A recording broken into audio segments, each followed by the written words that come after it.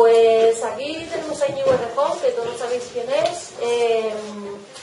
Bueno, vengo aquí a dar una charla, conferencia que hemos organizado desde la universidad, desde el área de Filosofía Moral y Política, junto con los círculos de Podemos, que nos han facilitado los contactos. Entonces, a nosotros nos parecía desde el área y desde el departamento que es muy importante para la universidad también escuchar estos discursos y, desde luego, a nuestra área de conocimiento pues nos interesa mucho, ¿no?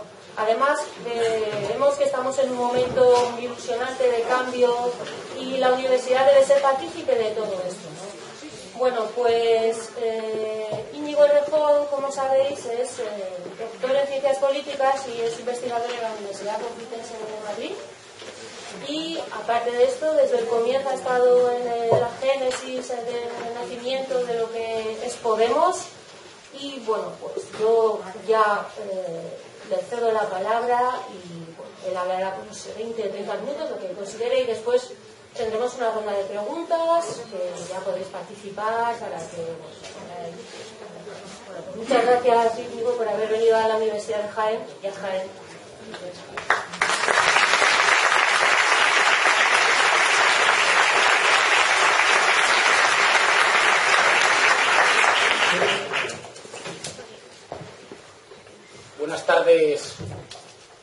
Buenas tardes y gracias por estar, gracias por haber venido, a quienes sois de la comunidad universitaria, trabajadores, estudiantes, investigadores, profesores y profesoras, a quienes habéis venido de fuera de la universidad y la universidad os ha acogido. Gracias a la gente de la universidad que ha hecho posible el acto, que nos acoge, que nos brinda el espacio, que nos presenta y que nos acompaña. Y gracias, como siempre, a la gente de los círculos que hace esto posible. Gracias al conjunto de la gente que hace esos trabajos que no se ven y que lucen menos en televisión y que son Podemos, y que son mucho más Podemos que las caras que luego se ven en televisión. Gracias a la gente que ha pegado los carteles, gracias a la gente que ha pedido el espacio, gracias a la gente que ha llamado a sus amigos, que lo ha difundido en sus redes, que ha dicho que esto iba a tener lugar, que le ha puesto ilusión, que le ha puesto ganas y que le ha puesto todo ese conjunto de tareas que no se ven, que a menudo no lucen, pero que son fundamentales, que son las imprescindibles y que son por las que estamos aquí. Muchas gracias, compañeras y compañeros.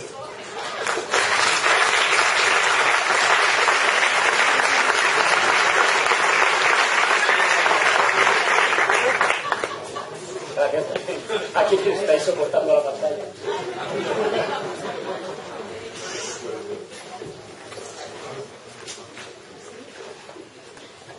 Ayer teníamos un acto felizmente desbordado, igual que este, en el Salón de Actos de la Universidad Pablo de Olavide, en Sevilla, y yo lo arrancaba de una forma similar a la que comienzo diciendo que por deformación profesional, por a lo que he dedicado mis últimos casi 10 años, estaba orgulloso, estaba feliz de volver a la universidad.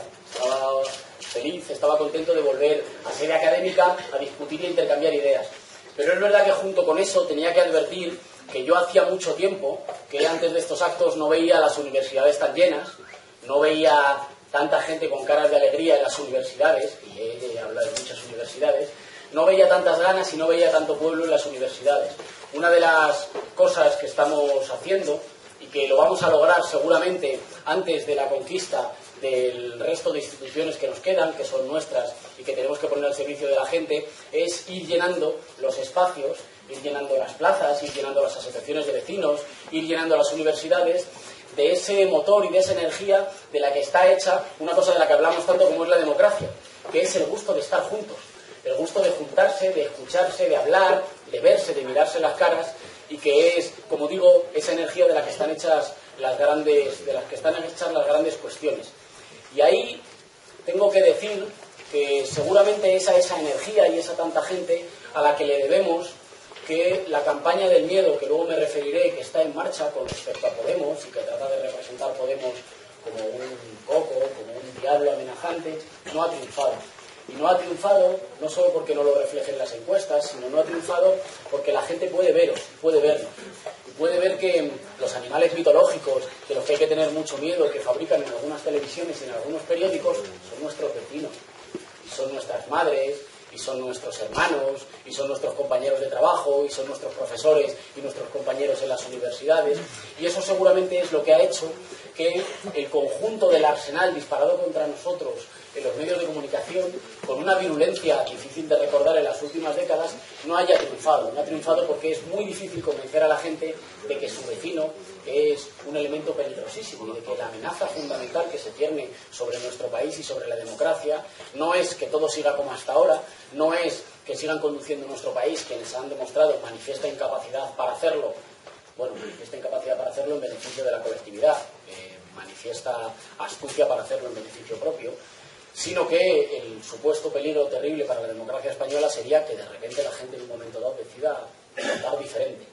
Y esto, como digo, es mucho más difícil de que cale toda vez que la gente nos ve, y nos toca, y que la gente ve y toca a sus vecinos, a sus madres y a sus amigos. Seguramente este es ese pequeño misterio por el cual hay tantos expertos y tantos opinadores que no han conseguido todavía desentrañar cuál es el secreto de Podemos. Hay mucha gente que después del día 25 de mayo se preguntaba, y hace falta haber estudiado poco, haber pisado poco la calle, se preguntaba qué ha pasado exactamente para esta irrupción electoral, cuando en realidad la pregunta que todos los científicos sociales se hacían fuera de España es qué más hace falta para que comiencen a cambiar las cosas y la gente comience a girar de posición para tratar de encontrar un rumbo sustancialmente diferente del que llevábamos hasta ahora. Y cuando toda esa gente nos preguntaba qué ha pasado, cuál es la varita mágica, cuál es esa idea o esa tecla magistral con la que han dado, le decíamos, yo no sé si vivíamos en los mismos países, pero en el que yo vivía había mucho sembrado, y en el que yo vivía no se trataba de genialidad de unas pocas personas, sino de un conjunto de ideas que se habían puesto en la mesa y que habían sido capaces de ir modificando la forma en la que nos vemos y vemos nuestro papel en la sociedad. Es ese conjunto de ideas que todavía no tenían expresión institucional ni electoral el que ha recibido voz, el que ha recibido cara y el que ha recibido expresión electoral. Y dejadme que os diga que creo que bastante modesta es para todo lo mucho que había sembrado y para la situación que vive nuestro país. Pretendía en esta necesariamente breve conferencia, porque luego participo en otro foro de discusión, disculpas por ello, de verdad que me hubiera gustado tener más tiempo, pretendía diagnosticar brevemente o compartir una explicación, entre otras posibles, sobre qué ha pasado en nuestro país en este tiempo político acelerado. ¿Por qué estamos metidos de repente en este ciclo acelerado en el que parece que todo va a mucha velocidad y en el que el cambio político ya no es una posibilidad o una opción, sino la única realidad posible, y lo que discutimos es en qué sentido se producirá, con qué matices, a dónde nos conducirá? Explicar brevemente cuál ha sido su contexto, de dónde viene, explicar también qué sucedió el día 25 de mayo, o cuántas cosas sucedieron el 25 de mayo, y explicar en qué situación creo que nos encontramos ahora y qué disyuntiva enfrentamos.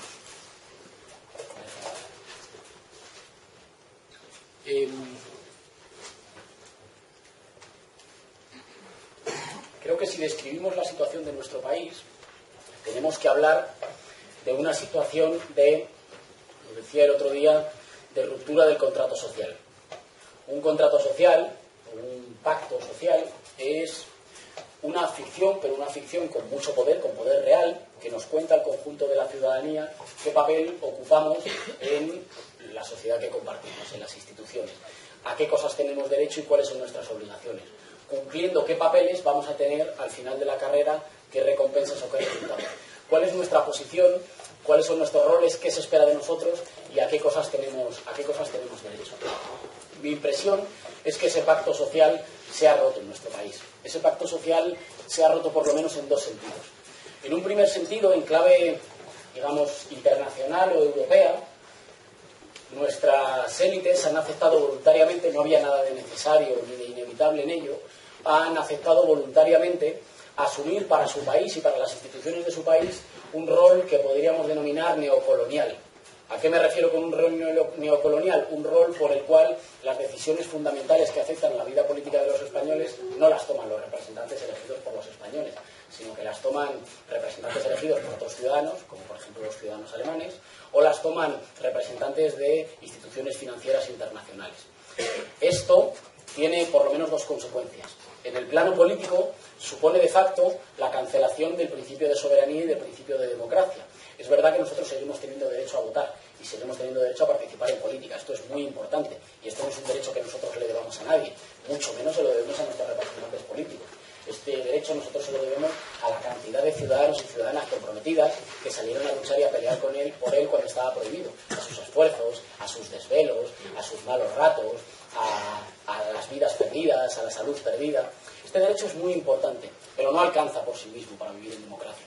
Porque uno tiene que tener derecho a elegir a sus representantes, pero esos representantes después tienen que hacer por lo menos algo similar a aquello que se comprometieron a hacer durante la campaña electoral, que en definitiva es el establecimiento de un acuerdo, casi si queréis un acuerdo, si lo queremos figurar así, de un acuerdo comercial, por el cual se establecen las obligaciones de las partes, aunque hay una parte que ha incumplido reiteradamente el compromiso adquirido durante las campañas electorales y que, sin embargo, aunque es aficionada a regular el mercado de trabajo en el sentido de abaratar el despido, no consiente que se le despida, y si alguien le dice, oiga, por incumplimiento reiterado de contrato, va siendo hora de que usted lo despidamos, nos dice que en ese caso estamos hablando de antipolítica o que estamos hablando de demagogia, ¿no? Como digo, para que haya democracia, uno tiene que tener derecho a votar. Es muy importante tener derecho a votar. Pero acto seguido, las instituciones tienen que estar al servicio de aquello por lo que la gente ha votado. E idealmente al servicio del interés colectivo, al servicio del bien, por lo menos de la mayoría de la sociedad o del avance generalizado de la sociedad.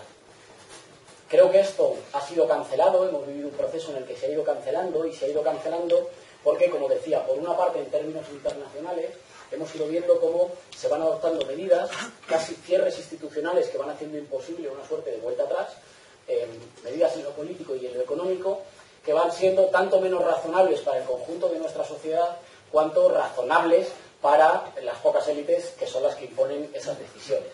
Esto es, hay escasísimos ejemplos, por no decir ninguno, de países que hayan superado una crisis haciéndole caso a los acreedores de su deuda, porque no hay que ser un doctor en economía para saber que los acreedores de una deuda tienen interés en que la deuda siga creciendo y con ella los intereses, porque ganan mucho dinero con ello.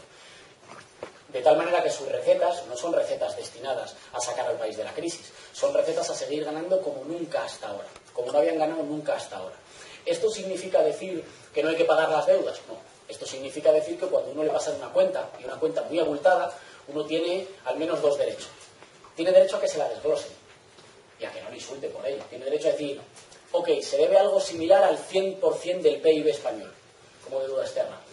Si no le importa, yo le voy a pagar la cuenta. Me deja ver exactamente en qué nos lo hemos gastado y me deja ver de esa parte cuánta parte son intereses, quién ha contraído esa deuda, para qué la ha contraído y me deja decidir cómo puedo pagarlo, me deja hacer un plan de pagos. Los compañeros de Syriza en Grecia nos decían, mirad, nuestro país se parece bastante a una vaca a la que le ha sido recetado no comer hierba, comer cada vez menos hierba y sin embargo que se le ordeñe cada vez más veces. Y lo que le estamos diciendo a los acreedores es, si ustedes tienen algún interés en que nuestro país vuelva a ser viable y vuelva a ser próspero, nos tienen que dejar comer hierba y nos tienen que dejar ordenar las veces que se nos ordene, las veces que se nos ordeñe, para que podamos hacer frente a nuestras obligaciones. Por otra parte, unas obligaciones que, como seguramente sabéis bien en esta ciudad, son unas obligaciones que se han socializado una vez que eran deudas, no cuando eran beneficios. Son unas obligaciones no contraídas por la mayoría, pero que luego se nos pasa como una inmensa losa que pesa sobre nuestro futuro y el futuro de nuestros hijos. Lo digo en una ciudad en la que, si no me equivoco,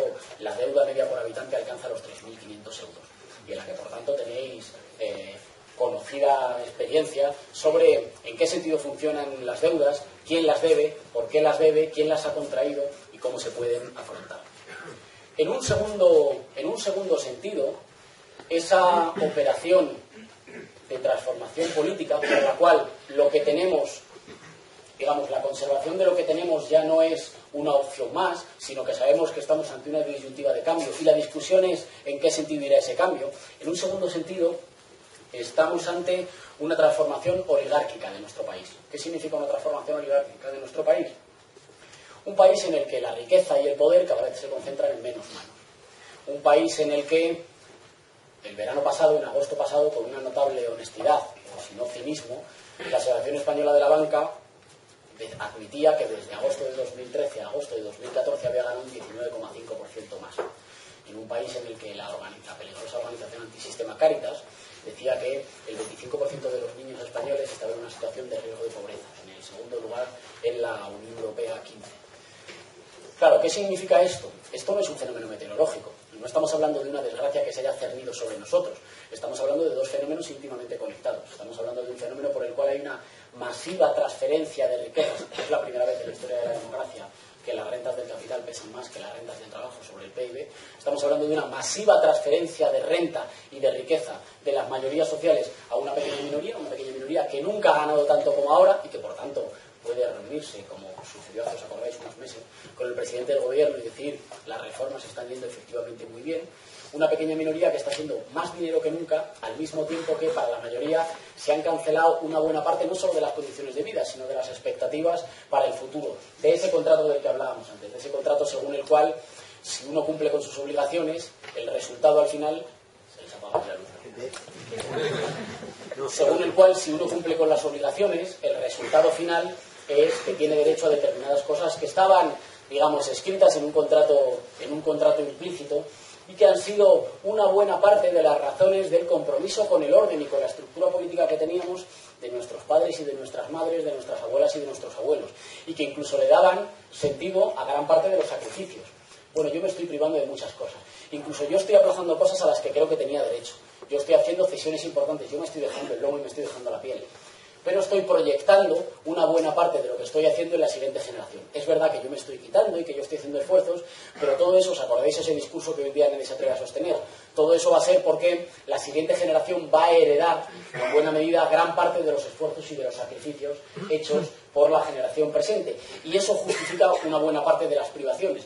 Yo cumplo con lo que me toca y al final eso lo heredará la siguiente generación. Lo que nos encontramos, sin embargo, es una situación en la que todo el cumplimiento de la carrera de obstáculos, de las obligaciones y de las renuncias de la mayoría social, al final de la carrera no ha resultado en un beneficio proyectado para la siguiente generación, sino que ha resultado en la primera generación, seguramente en 3 en España, que sabe positivamente que va a vivir peor que sus padres. Y frente a esto hay dos discursos. Hay un discurso que nos dice, bueno, miren, esto es una desgracia, pero no podría haber sido de otra forma. Estos son leyes muy complicadas, que se parecerían a la ley de la gravedad y que por tanto caen por su propio peso, que no admiten alternativas, esto no es una cuestión de discusión, no podría haber sido de otra forma. Esto es normal que hubiera sido así. Para que este discurso nos lo creyéramos harían falta dos elementos. Por una parte, tendríamos que comprobar que las cargas de esta tormenta que nos ha caído encima nos caen a todos por igual, para que no nos creamos que esta tormenta, en vez de tormenta, tiene más que ver con algo parecido a una estafa, según la cual llueve para algunos y hace sol para unos pocos. Es difícil de creer el discurso de que no había otra alternativa cuando los mismos que recetan apretarse el cinturón les vemos publicados en la prensa las cuentas de sus tarjetas negras en Caja Madrid. Hay un elemento de crisis de la legitimidad cuando los mismos que recetan permanentemente esfuerzos a la mayoría les vemos que llevan un tren de vida que no solo no tiene que ver con la reducción de sus condiciones o al apretarse el cinturón, sino que tiene que ver con un momento, digamos, casi abierto de desvergüenza, en el que casi ni siquiera uno tiene que mantener las condiciones, unas condiciones mínimas de decoro. Por otra parte, para que este discurso fuera creíble, el discurso de lo sentimos, es una mala situación, pero no hay alternativa, necesitaríamos ver algún ejemplo de país que, cumpliendo las reglas de aquellos que se benefician de su empobrecimiento, haya salido del empobrecimiento. Y la mala noticia es que no lo hay. La mala noticia es que Estados Unidos, de su gran crisis de 1929, no salió contrayendo la economía, al revés. Estados Unidos, de su gran crisis de 1929, salió utilizando al Estado y a las instituciones públicas como empleador en última instancia en el momento en el que los actores privados no pueden. Salió siendo capaz de recuperar la soberanía sobre buena parte de las decisiones económicas y no, como estamos haciendo en la actualidad, premiando a aquellos que nos han llevado al desastre. ¿A qué me refiero con premiar a aquellos que nos han llevado al desastre? Bueno, tú has jugado a la burbuja financiera. Por cierto, ¿cuál es la causa de la burbuja financiera? La burbuja financiera tiene que ver fundamentalmente con que la gente ha vivido por encima de sus posibilidades. Si consideramos vivir por encima de sus posibilidades, comprarse una casa. No si consideramos que como no subían los salarios, porque los expertos nos decían que subieran los salarios es una cosa mala para la economía, la gente, para poder seguir consumiendo, y necesitamos que la gente consuma para que la rueda de la economía marche, ¿qué hacía? Endeudarse. Lo que pasa es que ese es un recorrido que tiene las patas muy cortas, porque tú no puedes financiar permanentemente tus necesidades vitales endeudándote. porque llega un momento en el que a esas deudas les tienes que hacer frente. Y cuando mucha gente a la vez no puede hacer frente a las deudas, resulta que tenemos el colapso de una burbuja. Y cuando tenemos el colapso de una burbuja, lo que hemos hecho ha sido rescatar con dinero público a quienes hicieron muchísimo dinero en la burbuja. Nos dicen que no teníamos alternativa más que rescatarles con dinero público. Esto puede que sea cierto, pero si os fijáis, una vez que les hemos rescatado con dinero público, no les hemos impuesto ni una sola condición que nos garantice que esto no vuelva a pasar. Es decir, tenemos un amigo, lo digo con todo el respeto, que es particularmente aficionado, a jugar a la ruleta en el casino, que ha perdido mucho dinero, que lo hemos tenido que pagar entre todos y que una vez que le hemos rescatado le hemos dicho, bueno, el fallo lo tiene cualquiera, si quieres volver a jugar, la economía es así. Han vuelto a jugar y como resultado de que hayan vuelto a jugar no hemos sido capaces de que, a pesar de habernos comprado bancos entre todos, ya hemos nacionalizado bancos, no ha sido ninguna dictadura rara ni peligrosa la que ha nacionalizado bancos. En España hemos nacionalizado bancos y el resultado de haber nacionalizado bancos es que, sin embargo, después de nacionalizarlos los hemos vuelto a regalar. ¿A quiénes? Pues a los mismos que hundieron Caja Madrid, a los mismos que tenían las tarjetas negras en Caja Madrid. Les hemos impuesto que tengan que sacar, por ejemplo, las viviendas que tienen acumuladas y vacías como alquiler social para que dejen de expulsar a familias de sus casas y reflotemos el mercado de alquiler. No. ¿Les hemos impuesto que tienen que dar créditos a las pequeñas y medianas empresas y dejar de bloquear el crédito con el dinero que le hemos dado a todos? No. ¿Y por qué no les hemos impuesto eso? Porque no lo hemos decidido nosotros. Porque lo han decidido unos pocos, que tienen carnés de un color y de otro en el bolsillo, las tarjetas de Caja Madrid las tienen del mismo color siempre, tienen carnés de un color y de otro en el bolsillo, pero, qué casualidad, resulta que quienes le financian las campañas electorales y a veces les perdonan las deudas son esos mismos bancos, que luego se han beneficiado de un rescate por el que no hemos pedido contrapartida. Como veis, no estamos ante un problema de índole exclusivamente técnica, sino que estamos ante un problema de índole fundamentalmente política. Que el control de los resortes del poder político, con independencia de lo que salga en las instituciones, la adjudicación de obra pública, el enchufe a los familiares en las instituciones públicas, en un país en el que el déficit democrático ha llevado a una situación por la cual las instituciones parecen un cortijo privado en la que tienes que tener carnet del partido gobernante para entrar a trabajar.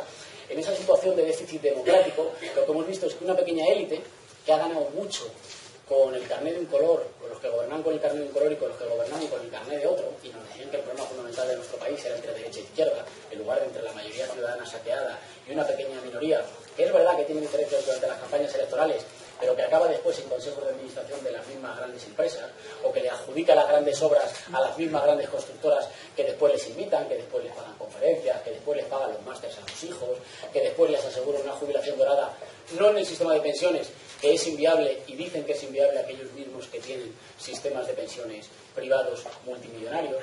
En esa situación lo que hemos visto es un paulatino secuestro de la democracia española. Un paulatino secuestro que ha ido erosionando y haciendo retroceder los mejores contenidos de la Constitución de 1978. A mí esa Constitución no me entusiasma, pero claramente es una Constitución que está hoy mucho más adelantada de la situación en la que estamos. Es una Constitución en la que sus aspectos sociales, garantistas y democráticos han ido sufriendo un paulatino desarrollo. Pero lo han sufrido sin pasar por las urnas. A nadie se le ha preguntado. ¿Os imagináis que el Partido Socialista y el Partido Popular hubieran convocado un referéndum para preguntarnos si estábamos de acuerdo con que modificara la Constitución española, la que no se podía tocar porque se rompía la convivencia, para que modificara la Constitución española como hicieron en un mes de agosto, en 48 horas, para darle prioridad al pago de la deuda por encima del gasto social? No, ellos tampoco se lo imaginaban. Lo malo de convocar referéndums es que lo puedes perder. Y como lo podían perder, hicieron una modificación acelerada que no permitiera que los ciudadanos pudieran decidir sobre ella. El gran cambio político, económico e institucional que se ha operado en nuestro país se ha operado sin pasar por las urnas. Nosotros seguíamos pasando por las urnas, pero los mecanismos de poder fundamentales estaban a salvo de nuestro voto. No importaban. La corrupción es seguramente el más importante de ellos. Ahora que vivimos un momento de descomposición política y moral, hay quienes no tienen otra solución que defender permanentemente, bueno, pues que gente no demasiado honesta la hay en todas las profesiones. Eso puede ser cierto. El problema, sin embargo, es que no solo la repetición de los casos, sino el manifiesto colapso y falta de funcionamiento de los mecanismos institucionales que deberían funcionar para sancionar esa corrupción.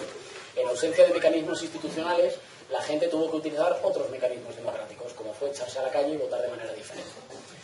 ¿Eso por qué lo hizo? Porque comenzó a darse cuenta de que la corrupción no era un mecanismo por el cual a algunos pocos les iba un poco bien. La corrupción era un mecanismo por el que gobernaban algunos sin necesidad de presentarse a las elecciones.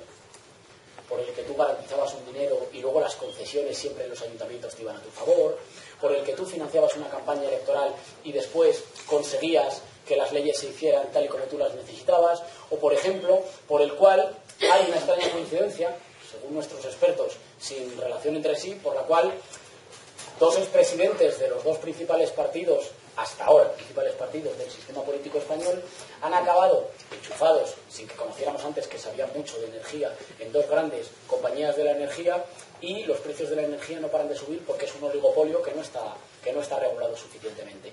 ¿Hay alguna relación entre estos dos actos? Claro que sí. ¿Tiene que ver con el voto de los ciudadanos? No. Tiene que ver con ese mecanismo que es la corrupción, por el cual algunos, solo a base de tener mucho dinero, han conseguido sistemáticamente secuestrar las instituciones y las leyes en beneficio siempre propio. Si alguien quiere buscar cuál es el motivo de que el recibo de la luz no pare de subir y esté por encima del de muchos países europeos, mirad quién compone los consejos de administración de las grandes empresas y mirad que las grandes empresas lo que están haciendo ahí no es dar un premio, es pagar. Lo que están haciendo ahí es recompensar lo que se ha hecho antes durante el ejercicio del cargo público. Cuando hablo de una transformación oligárquica, me refiero también a la inauguración de un país diferente, a la inauguración de un país en el que de un país de ciudadanos pasamos a un país de siervos. ¿Por qué digo esto? Que es una palabra que suena muy dura. ¿Cómo va a ser alguien siervo si resulta que tiene derecho a votar e incluso tiene derecho a protestar? Bueno, porque un componente central de la ciudadanía es no tener miedo. Cuando alguien vive permanentemente con miedo, uno no es un ciudadano, uno no puede ejercer sus derechos de ciudadanía. Si uno tiene permanentemente miedo a perder la casa, a que no le contraten, a que le llamen a trabajar por un SMS o por un WhatsApp y luego no le vuelvan a llamar, a que sus mayores se pongan enfermos y no tengan plaza y no tengan quien les vaya a cuidar, a que sus hijos se tengan que ir a trabajar al extranjero, por cierto, en una situación que no solo es una situación injusta, sino que es una situación que nos condena al subdesarrollo.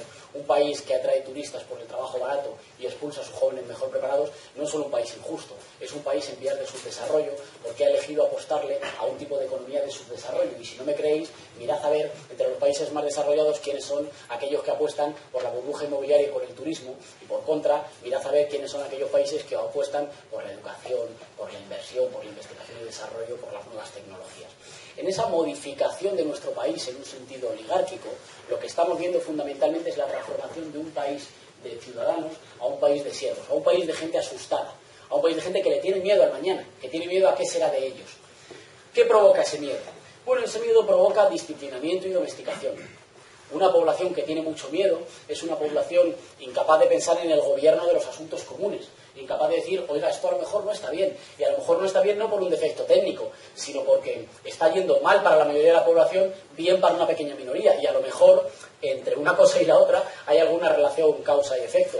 Un país sembrado de miedo no es un país plenamente democrático, sino un país en el que una pequeña minoría ejerce cada vez más poder con cada vez menos controles democráticos.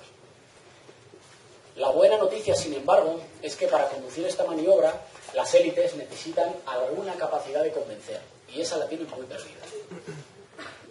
El 15 de mayo de 2011 ocurrió... ¿A qué hora tengo que acabar, más o menos?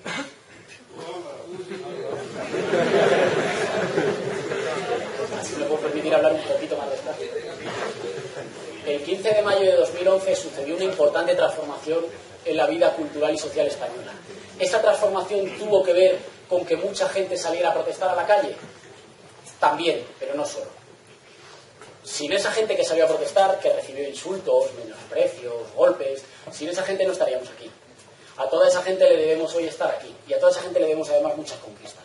A los primeros que se pusieron delante de la puerta de sus vecinos y dijeron, me da igual lo que diga el papel que usted traiga firmado, no es legítimo echar a las familias de las casas y que además tengan una deuda que pagar con el banco, a esa gente les debemos mucho. Les debemos que hoy nadie en este país se puede permitir hablar de los desahucios desahogadamente. Ni siquiera aquellos que hoy los siguen ejecutando, ni los que hoy se quejan, pero cuando estaban en el gobierno aceleraron los procedimientos de desahucio express porque decían que el gran problema era que tenían saturados los juzgados. A la gente que empezó a agarrarse o a acudir a sus hospitales y a decir, oiga, nuestros hospitales no se pueden vender, como pasó en mi comunidad, que gracias al trabajo de las enfermeras, de los enfermeros, de las pacientes, de los médicos, conservamos nuestros hospitales como un bien público, y no un bien público que nos hubiera regalado nadie, sino un bien que ya habíamos pagado entre todos, que era el resultado de los esfuerzos de muchas generaciones. A esa gente le debemos que sigamos teniendo hospitales públicos, que sigamos teniendo una sanidad de la que estar orgullosos. Es verdad que el 15 de mayo mucha gente empezó empezó a ser, y no me refiero solo a la gente que se reclamaba del 15M, me refiero al conjunto de la gente que a partir de entonces se activó y dijo, oigan, esto no puede ser. Está en el país una pequeña minoría marcadamente ladrona, marcadamente ineficaz y marcadamente egoísta. Si les dejamos, nos van a dejar sin país. Hay que echarse a la calle a decir que esto es un robo. No fue solo esa gente, a la que por supuesto le tenemos, no, si me permitís, mucho que agradecer. Es el cambio cultural que operaron. Y ese cambio cultural llegó a muchas más cabezas que a lo mejor no habían sido partícipes de las movilizaciones, pero que empezaron a ver las cosas en forma diferente. ¿Cuáles son los dos elementos fundamentales de ese pequeño cambio cultural que yo creo que se dio? Por una parte, los problemas individuales dejaron de ser problemas individuales y pasaron a ser problemas colectivos. Que te echaran de tu casa lleno de una vergüenza. Yo conozco gente a la que le echaban de su casa y se iba a casa de sus padres y no se lo decía a nadie porque le daba vergüenza que le echaran de casa. Eso dejó de ser una vergüenza individual y pasó a ser una vergüenza colectiva. Que te echaran de casa lleno era un motivo de culpa o de avergonzamiento privado. Empezaba a ser una carga colectiva. Lo que empezaba a ser una vergüenza es tener un país que echa a las familias de su casa y tener un gobierno que en vez de proteger el derecho a la vivienda lo que hace es dejar a la gente en la calle. Eso lo operó la gran transformación cultural que empezó a ocurrir en este país a partir del 15 de mayo, que empezó a politizar los problemas.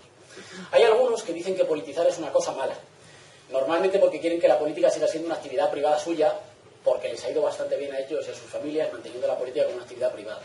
En realidad, politizar un problema es el primer paso para poder empezar a solucionarlo.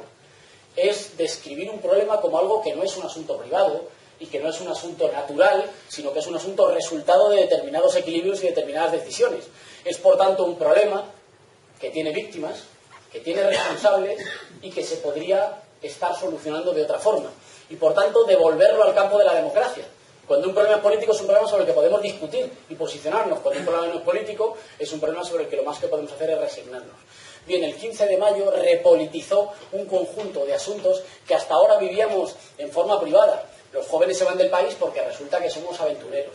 La gente se queda en casa de sus padres hasta los 30 o 34 porque los españoles y las españolas queremos mucho a nuestras madres. Es verdad, pero que ocultaba qué tipo de políticas laborales determinadas, concretas, que no han llovido del cielo, que se han legislado por gentes concretas que nos han dicho que si abaratábamos el despido y facilitábamos la contratación precaria se iba a contratar a más gente, y que hoy lo siguen afirmando pese al avance de las cifras del paro, que lo que vemos que es la producción del mercado laboral es tener más población en precario, más población desempleada y a la gente que tiene el privilegio de tener un empleo dispuesta a aceptar casi cualquier cosa porque, bueno, bastante es que me han dado un empleo. Eso no es un resultado no buscado, eso es directamente el resultado buscado de una reforma laboral hecha para instaurar el miedo en los lugares de trabajo, para que la gente estuviera dispuesta a aceptar cualquier trabajo en cualquier condición. ¿Y esto porque son malvados? No, esto porque quieren ganar más. Y como no se les ocurre ganar más invirtiendo, creando nuevas cosas, emprendiendo, los reconoceréis porque son de estos emprendedores, son un tipo concreto de liberal que se debería estudiar en las facultades de ciencia política, en la mía por lo menos no se estudia, que es el liberal español, que es un tipo que se queja de las regulaciones públicas hasta que le empiezan a regalar concesiones públicas. Es alguien que nos habla permanentemente de la necesidad de emprender y de desarrollar la actividad privada y ha vivido toda la vida de los regalos de los políticos, de los regalos de las instituciones y de los regalos del Estado. No sé, el arquetipo puede ser en mi comunidad autónoma Esperanza Aguirre diciendo que el Estado gasta mucho y que es que los profesores ganan mucho dinero, que es una señora que no se ha bajado nunca de un coche oficial que pagamos todos los madrileños, pero que sigue diciendo que lo fundamental de la sociedad es emprender y que el erario público está gastando demasiado dinero. Es un tipo concreto de liberal, que el liberal español, que, insisto, se tendría que estudiar en los manuales de ciencia política. Esta gente, que ha sido la artífice de este tipo de decisiones, ha inaugurado, como digo, un proceso de transformación que hasta ahora se vivía casi en silencio, casi como una suerte de resignación, que el 15M puso encima de la mesa. El 15M y el conjunto de transformaciones culturales que vinieron con él, que no son solo, insisto, la gente que sabía protestar, sino la forma en la que nos cambió las gafas con las que vemos la realidad, por la cual lo que antes eran resignaciones individuales o problemas privados pasaban a ser cuestiones colectivas que merecían una respuesta colectiva. Este fue el primer gran cambio cultural. Y el segundo gran cambio cultural fue el cambio cultural del envejecimiento de las élites. Nuestras élites, desde el 15 de mayo y aceleradamente desde el 25 de mayo, se volvieron muy viejas. Que se volvieran viejas no tiene que ver con su edad, tiene que ver con las palabras que utilizan y con las respuestas que le daban a los problemas de la gente. Tiene que ver con que, aunque todavía gobernaban, comenzaban a hablar con nuestras palabras, comenzaban a tener que hablar sobre los temas que nosotros poníamos en la agenda, comenzaban a tener que dar respuestas a las cuestiones que la gente con mucho esfuerzo y con mucho sacrificio ponía sobre el tablero político español gracias a la acción de mucha gente que, después de haber sido despreciada durante mucho tiempo, como que no valía, como que no tenía capacidad ni raciocinio para intervenir en política, bueno, decidió sin preguntar ponerse a hacer un poquito de política con sus manos. Al principio relativo a sus parques, a sus hospitales, al derecho a tener un trabajo digno, a que no expulsaran a su juventud, a que no sacaran a las familias de las casas. No obstante, esta situación no produjo un cambio político, produjo un cambio cultural, pero no produjo un cambio político. Algunos de los que hasta el 25 de mayo seguían monopolizando la política en España nos decían: bueno, es que es muy fácil protestar. Yo también podría pintar una pancarta y salir a la calle y protestar. Esto es muy sencillo. Lo que es más sencillo, lo que es más difícil, y por eso ustedes no lo hacen, es presentarse a las elecciones y obtener apoyo de los ciudadanos españoles. Yo creo que en los poquitos meses que han ido desde mayo hay muchos que se han arrepentido de cuántas veces dijeron esta afirmación y de cuántas veces nos invitaron a decir: es muy fácil protestar, si quieren ustedes saber cuántos ciudadanos les apoyan, preséntense a las elecciones. Y nos presentamos a las elecciones. Nos presentamos a las elecciones y al presentarnos, el 25 de mayo ocurrieron muchas cosas. El 25 de mayo la iniciativa Podemos, todavía desconocida por muchos españoles, que todavía hoy siguen diciendo: si yo hubiera salido de esto, sabría votar el 25, qué ganas de haberos podido votar el 25, seguro que todos tenéis familiares o amigos que os dicen esto. Y decidimos hacer una campaña en la que no le debiéramos favores a los poderosos, no porque nos creamos mejores que nadie, sino porque los poderosos no dan nada gratis. Los poderosos dan y luego esperan recibir. Nosotros dijimos: lo vamos a hacer sin pedirle dinero a los bancos, sin pedírselo a las grandes empresas. Decidimos hacer una campaña con nuestras manos y con el apoyo que la gente nos quisiera dar. Decidimos lanzar en esas condiciones una campaña electoral, decidimos aprovechar los espacios que tuviéramos. Seguramente no veríais, bueno, seguramente no visteis vallas publicitarias, no visteis anuncios en la televisión, no visteis banderolas, visteis aquello donde pudimos llegar. Visteis a vecinos haciendo política y algunos compañeros que habían conseguido abrir brecha en algunos de los medios de comunicación privados, porque en los públicos, espero que en Andalucía sea diferente. Yo vengo de una comunidad en la que los públicos no existimos, y en televisión española, que la pagamos todos, que la pagamos nosotros, es imposible enterarse de que existe algo similar a Podemos. Haciendo una campaña así obtuvimos un resultado que es importante, pero que es insuficiente. Fue un resultado importante en términos cuantitativos y cualitativos. En términos cuantitativos, Podemos obtuvo, como sabéis, 1.250.000 votos, un 8% del voto, la cuarta fuerza a nivel nacional, la tercera en algunos sitios como Aragón, Asturias, Madrid o Baleares, por ejemplo. Este resultado es interesante, pero digamos que es modesto, que además es modesto teniendo en cuenta la situación de nuestro país. Hay una marcada falta de cultura democrática en la casta que todavía nos gobierna cuando se sigue preguntando por qué hay gente que vota diferente. Cuando a la vista de la situación en la que está el país, la pregunta casi de cualquier científico social sería la contraria, sería preguntar cómo hay gente que puede seguir votando lo mismo. Ese resultado, que como digo cuantitativamente fue importante, fue mucho más importante cualitativamente. Es más lo que cambió en el escenario político español y en la cultura política española de lo que metió en términos exclusivamente numéricos, exclusivamente de datos. ¿Cuáles fueron algunos de esos cambios? Bueno, el 25 de mayo, las dos principales formaciones políticas de este país, las que hasta entonces eran las dos principales formaciones políticas de este país, obtuvieron menos del 50% de los votos. Teniendo mucho más del 50% de los recursos económicos, de los apoyos de poderosos, de los minutos en televisión, de la participación en las discusiones políticas, sin embargo obtuvieron menos del 50% de la representación. ¿Esto por qué es importante? Esto no había sucedido nunca. La anterior situación en la que sucedió fue cuando la UCD y su más inmediato contrincante reunieron un 62% de los votos, y entra en franco contraste con lo que sucedió en 2009. En las elecciones europeas de 2009, estas mismas dos formaciones obtuvieron un 82% del voto. Esto significa que juntas se dejaron 30 puntos y 2,5 millones cada una, 2,6 millones una, 2,5 millones otra. Esto no es importante por su declive o su hecatombe particular, que es una muestra, en mi opinión, de salud democrática, pero no es importante por eso. Es importante porque se quebraron dos cosas. Por una parte, se rompió la resignación. Se rompió la idea de que por algún tipo de hechizo o de condena mitológica, en España las mayorías iban a pasar siempre por el PSOE y por el PP. Esto siempre ha sido así, siempre va a ser así. Esto es un hecho natural. Se rompió esa idea. Desde el 25 de mayo es marcadamente evidente que esto puede ser así si los ciudadanos lo deciden, pero puede ser diferente. Se rompió también su monopolio de la política. se rompió también su posibilidad de hablar como si toda la política empezara y terminase con ellos. Os acordaréis que cuando nosotros empezamos a emerger empezaron a decir que nosotros éramos antipolíticos o que atacábamos a la política. Esto tiene que ver con un proceso mental por el cual uno ha monopolizado durante tanto tiempo la política que ha llegado a pensar que él y la política son la misma cosa, de tal manera que criticar a una persona concreta y criticar a la política se han vuelto a la misma situación. Cuando eso pasa es que hace falta oxigenar un sistema político y un sistema de partidos.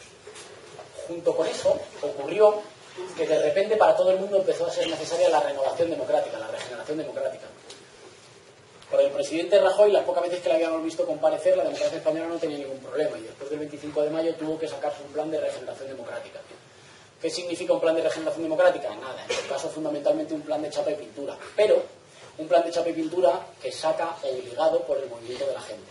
Si los resultados del 25 de mayo, el presidente Rajoy nunca habría tenido que sacar un plan de regeneración democrática. En el partido B del turnismo también decidieron que había que cambiar cosas. Había que cambiar cosas, eligieron un antiguo consejero de la Asamblea General de Caja Madrid, al que le remangaron la camisa, le pusieron, o le quitaron la corbata cuando se la pusieron del color de la tuerca, y le obligaron a hacer asambleas y frases más o menos llamativas, que luego algunas veces tenía que desdecirse, pero frases más o menos llamativas. ¿Por qué? Porque nosotros comenzamos a marcar la agenda cultural del país. Eso significa que los partidos que todavía tienen mayorías y todavía gobiernan las instituciones tienen que vestirse con ropajes nuevos. Son partidos tradicionales, pero tienen que vestirse con ropajes nuevos. Eso, que es una victoria solo simbólica, suele ser el principio de un cambio político. Normalmente en los países los cambios culturales anteceden a los cambios políticos. Primero cambia la forma de pensar de la gente, las cosas que nos creemos, las explicaciones que le damos a los fenómenos, y una vez que estas explicaciones han cambiado, eso empieza a reflejarse en cambios electorales, en cambios institucionales. Durante mucho tiempo en nuestro país hubo quien despreció eso.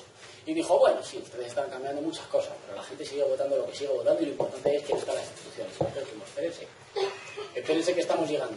Esa transformación cultural empieza a convertirse, sin embargo, desde el 25 de mayo, en una transformación política que alcanzó incluso a la necesidad de renovación de la Casa Real, que se aprestó sospechosamente cerca del 25 de mayo a transformar al jefe de Estado de los españoles, al que de nuevo nosotros no pudimos votar, se aprestó a modificarlo a toda velocidad porque desde el 25 de mayo, como digo, se imponía la necesidad de que todo pareciera nuevo, de que todo pareciera joven, de que todo pareciera renovado.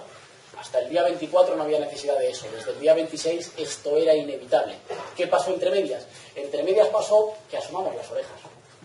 Y asomamos unas orejas muy pequeñas, y lo dijimos el día 25 de mayo. El día 25 de mayo dijimos, para sorpresa de algunos, este resultado es insatisfactorio. Estamos en una situación en la que el plan que están conduciendo las élites de nuestro país es un plan desastroso, que conduce a nuestro país al desastre. No solo es injusto, sino que es ineficaz, en la que la corrupción está desestructurando lo que era el pacto de convivencia y las instituciones que estaban al servicio del interés general, y en la que, sin embargo, nuestro resultado es un resultado todavía insuficiente para cambiar el rumbo del país. Y aquí me quiero... No sé cuánto tiempo tengo, un poco. ¿Qué tengo? ¿3 minutos? Lo siento, pero lo que viene va a ser más rápido. Voy a beber agua.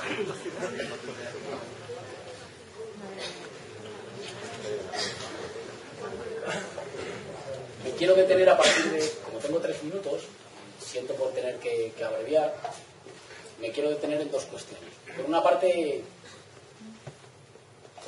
en lo que ha sucedido desde el 25 de mayo y por otra parte en cuáles son nuestros retos. Por una parte, desde el 25 de mayo hemos vivido una situación en la que la casta, cuando decimos la casta en absoluto nos referimos a los votantes, simpatizantes, militantes o concejales de los partidos principales de este país, sino a quienes han vivido muy bien gracias a un negocio de turnismo entre unos y otros. La casta ha tenido que dar varios pasos hacia detrás. El primer paso hacia detrás que ha dado es, ya no ha podido defender que las políticas que se estaban llevando a cabo en nuestro país eran justas. Ha tenido ya que reconocer que son injustas, pero que son las únicas posibles. En segundo lugar, la casta ha tenido que retroceder en su capacidad de convencer. Son unas élites, disculpadme, son unas élites marcadamente incapaces de seguir seduciendo. Tienen mucha dificultad para seguir consiguiendo la confianza de sus ciudadanos. A veces no consiguen ni siquiera la confianza de sus votantes, que siguen practicando una suerte de voto cínico. en el que, bueno, pues chico, ¿qué le vas a hacer? Es lo que hemos votado toda la vida, bueno, pues vete tú a saber lo que son los otros, una suerte de voto resignado, voto cínico, que se parece muy poco a ese tipo de voto que caracteriza el vigor democrático de votar con ganas, de votar convencido, de votar ilusionado. Una vez que las élites de nuestro país, las élites viejas de nuestro país han perdido la capacidad de convencer y de seducir, ¿qué les ha quedado? Pues les ha quedado, como si nosotros fuéramos menores de edad, la capacidad de asustar. Es verdad que tenemos dificultades para que nos creáis, para generar un consenso según el cual nuestras políticas y nuestros intereses van en beneficio del conjunto de la sociedad, pero todavía podemos asustar. Todavía podemos deciros un recurso muy viejo que han mantenido siempre los privilegiados en todos los momentos históricos, cuando ha habido posibilidad de que haya un cambio, que es, a lo mejor no somos de lo mejorcito que os habéis cruzado, pero tenedle mucho miedo a la posibilidad de que haya cambio. Es decir, la posibilidad de generar miedo. Esa posibilidad de generar miedo es una posibilidad que ha chocado, como decía, en primer lugar, con que vuestros vecinos os vean, con que nuestros vecinos nos vean, pero ha chocado también con un hecho estructural, me parece, en la sociedad española. El mecanismo de selección de quienes ocupaban las posiciones de gobierno y de decisión durante demasiados años ha sido un mecanismo de selección adverso, que contribuía a ascender a los peores. ¿Por qué? Porque no se exigía que fueras el mejor para ascender a alguna cosa, se exigía que tuvieras un familiar, que fueras obediente, que estuvieras callado, que intercambiaras favores. ¿Eso qué ha producido? Ha producido una marcada mediocridad en nuestras élites dirigentes, una marcada incapacidad. No sé si visteis ayer a la ministra de Sanidad esquivando algunas de las preguntas de la gente que le preguntaba, oiga, cuando la comunidad sanitaria le decía que era peligroso y que había que tomar medidas, usted, que es ministra de Sanidad, que algo tiene que ver con esto, pensó que había que tomar alguna medida. No estamos hablando solo de una cuestión de desvergüenza, sino una cuestión de marcada incapacidad. En esa cuestión de marcada incapacidad, la cara B de la moneda es la cantidad de gente capaz deseando hacer su trabajo a la que no le dejan. La cantidad de gente en las oficinas antifraude, técnicos de ayuntamientos, maestros, gente que trabaja en hospitales, gente que trabaja en las empresas privadas, gente que nos está diciendo, oigan, con que me dejaran hacer mi trabajo y se cumpliera la ley. Nosotros queremos un poquito más que eso. Nosotros decimos que este edificio, en el que hemos vivido durante mucho tiempo juntos, necesita transformaciones estructurales. No le vale con chapa y pintura. Necesita transformaciones estructurales toda vez que el problema que afecta al edificio no es solo un problema de las paredes, es un problema que afecta a las vigas maestras. Pero con que se cumplieran las leyes y la gente que trabaja fuera gente que le dejaran hacer su trabajo, mucha gente nos dice, oigan, me encantaría. No por casualidad, el exfiscal jefe anticorrupción de nuestro país, en vez de hacer su función como exfiscal jefe anticorrupción, tuvo que presentarse en unas listas a las elecciones europeas para poder desarrollar aquellas medidas que como exfiscal jefe anticorrupción no le dejaban llevar a cabo. Les decían que esto no era posible. Como no pudo hacerlo dentro de las instituciones, dijo, bueno, pues voy a dar un paso al frente y se presentó a unas elecciones. Ese es uno de los motivos por los que la maniobra de miedo no ha funcionado. Y dejadme que cierre con cuáles son algunos de nuestros retos. Como sabéis, Podemos está inmerso ahora en un proceso de construcción de una fuerza política. Nosotros fuimos una candidatura que recibió decenas y decenas de miles de, no solo de votos, sino de ciudadanos que pusieron sus manos, su creatividad, su cabeza al servicio de un proceso de recuperación de la democracia y de las instituciones para los ciudadanos. Y eso nos impulsó mucho, nos ha impulsado mucho, nos ha hecho llegar muy lejos. Es el factor fundamental con el que vamos a seguir siendo capaces de enfrentar nuestros retos y con el que vamos a seguir siendo capaces de estar a la altura. ¿De estar a la altura para qué? Para las dos tareas que nos hemos fijado. Nosotros tenemos dos tareas históricas, pero no nosotros como Podemos, la ciudadanía española. Y nosotros estamos dispuestos a fraguar una herramienta que esté a la altura de esas dos tareas históricas. En primer lugar, tenemos que conquistar las instituciones. Creemos que hay una mayoría social ya que puede y debe convertirse en una mayoría política de gobierno. Y ahí lo hemos dicho muchas veces muy claramente. Nosotros no somos una fuerza que haya nacido para pelear por el margen izquierdo del tablero, ni para agrupar a la gente que piensa igual. La última encuesta de Celeste Tel decía que el 17% de la intención actual de voto a Podemos viene de gente cuyo anterior voto ha sido el Partido Popular. Y eso es fundamental. Y habrá alguna gente que diga, ay no, pero yo entonces no quiero eso. Bueno, pues entonces no compartimos el diagnóstico. La necesidad de recuperar nuestro país, de reconstruir la democracia española y de poner de nuevo la soberanía al servicio de los intereses de la mayoría social es una tarea que vamos a hacer con gente que viene de muchos lugares y sin ningún sectarismo. Seguramente lo que más asusta es precisamente que vengan de muchos lugares. Oiréis muchas veces en la televisión que digan que somos una minoría extremista.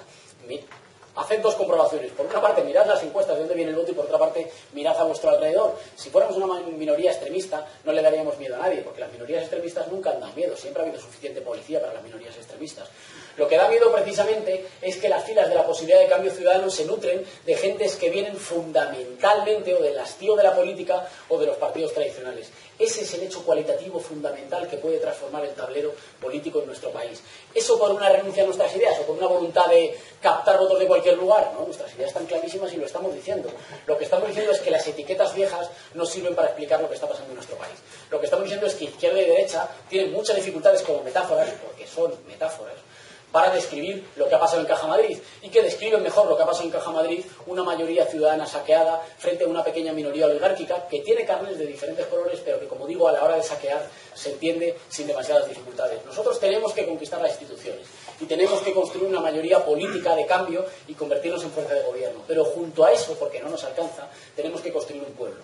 ¿Qué significa construir un pueblo? Significa derrotar al cinismo, a la desconfianza con el otro, la desconfianza, el miedo, el no se puede hacer nada, la resignación, el yo no me meto en política. Es necesario fraguar los mimbres culturales para ser de nuevo una sociedad madura de ciudadanos a la altura de nuestras necesidades, que sea capaz de dotarse de las estructuras, de los pactos y de las leyes que sean necesarias para la mayoría social.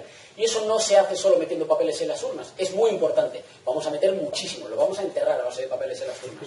Pero no se trata solo de meter papeles en las urnas, se trata de reconstruir la capacidad de ser pueblo soberano, de ser pueblo que decida por sus instituciones y que las ponga al servicio de las necesidades de la mayoría social y no de la pequeña minoría que no solo nos saquea, sino que nos conduce al subdesarrollo. Para eso estamos afrontando un proceso de construcción de fuerza política que tiene que adoptar decisiones organizativas, que tiene que adoptar decisiones sobre las formas éticas, sobre el código ético, sobre la hoja de ruta y la estrategia política. Estamos teniendo muchas discusiones, las podéis leer, nos enorgullecemos de que todo el mundo pueda ver de qué discutimos, sobre qué discutimos y de ponerlo en abierto. Es verdad, es un proceso en el que no solo vamos a llegar a decisiones, sino que la propia dinámica del proceso deliberativa, de discusión y pedagógica nos ayuda a construir, nos ayuda a reconstruirnos como ciudadanos, pero lo que sí que os puedo asegurar es que al final del proceso y para el ciclo electoral que comienza, un ciclo electoral decisivo para la historia de nuestro país, como posiblemente no vayamos a tener otro, para el ciclo electoral que comienza en las elecciones municipales y en algunos lugares autonómicas de mayo y que termina con las elecciones generales supuestamente previstas para noviembre y para noviembre o para diciembre de 2015, nosotros tenemos el firme compromiso de estar a la altura de una oportunidad histórica como no hemos tenido y de ser capaces de construir una herramienta para que la mayoría social que quiere un cambio se convierta en una mayoría política que recupere la soberanía popular, la democracia y la prosperidad para nuestro país. Muchas gracias, compañeros y compañeras.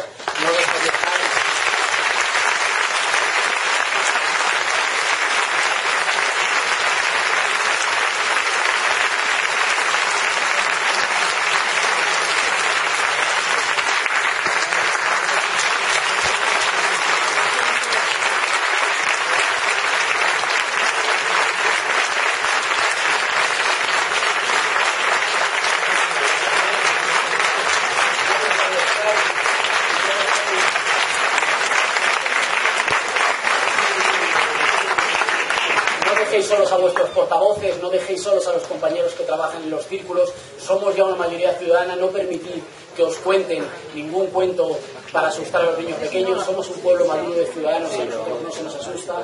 No dejéis solos a vuestros portavoces, no dejéis solos a vuestros círculos, no nos dejéis solos a quienes estamos saliendo a dar la cara. Nos vamos a necesitar todos, pero vamos a recuperar nuestro país. Muchas gracias, sí se puede.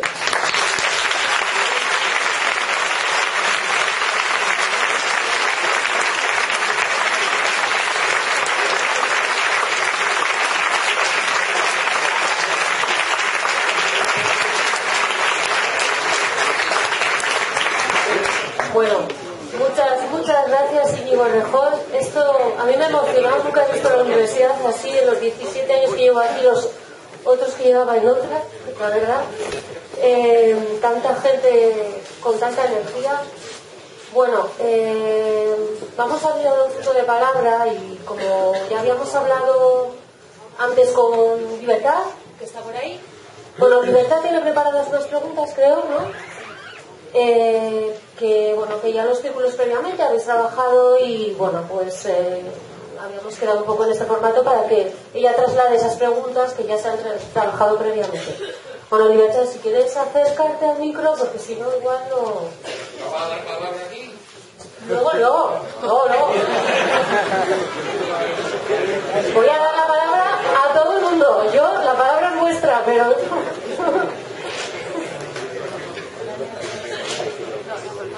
Buenas tardes a todos y a todas. Y bueno, yo digo igual que ella, es una alegría ver la sala tan llena, ver a gente de tantos sitios, a tantos estudiantes, a gente de los círculos de los pueblos, que sabemos que habéis venido, más de 30 círculos que tenemos aquí. Sabemos que estáis trabajando duro, sabemos que el trabajo en los pueblos es más complicado, pero os animamos a que sigáis para adelante, que es muy importante que estéis ahí, que sigáis apoyando a la gente, que no tengan miedo y apoyando, siempre desde los pueblos. También dar gracias a la universidad, como no, queremos transmitiros que sentimos que es grato, importante y estratégico que colaboréis en esto, porque pensamos que la universidad tiene que ser también un motor de cambio, ¿vale? Un motor que facilite un futuro mejor en nuestra ciudad. Y bueno, ya sabéis, os ha dicho la compañera Isabel que fomentamos la participación, siempre hablamos de que la participación es una de las cosas más importantes que tenemos y que defina nuestra participación, y queríamos trasladar la oportunidad a la gente que no pudiera participar hoy aquí de plantearle sus preguntas a Íñigo. Y bueno, la verdad que fueron muchas, hubo mucha participación y tuvimos que elegir. Abrimos también una plataforma digital en donde la gente votaba las preguntas que le parecían más oportunas, y bueno, de todas las que subieron hemos elegido 3. Se las voy a plantear, si quieres te las planteo una a una, y a continuación, como ha dicho ella, abriremos un turno de palabras. Lo que solo decimos que no tenemos mucho tiempo, pero como sabéis, ahora después hay otro acto donde él también va a estar, donde seguramente el turno de palabras será más amplio, así que os invitamos a que si alguien se queda con ganas de preguntar, con ganas de hacerle, si queda algo en el tintero, pues ya sabéis, en el salón de actos de la Delegación de Educación a las 7, allí podremos continuar. Bueno, agradecerle a Íñigo, se me ha pasado que haya venido, sabemos que está muy liado, esta mañana estaba en Sevilla, la semana pasada estuvo en Bolivia, en Ecuador, en Uruguay, como el que ha estado ahí al lado, y bueno, agradecérselo enormemente que haya venido. Bueno, pues la primera pregunta sería, ¿qué opina de las asambleas ciudadanas constituyentes que están apareciendo en los distintos municipios? ¿Podemos, debería estar con ellos? ¿Qué opina de las marcas Ganemos y Guanemos? ¿Respondo una a una? Sí. Sí.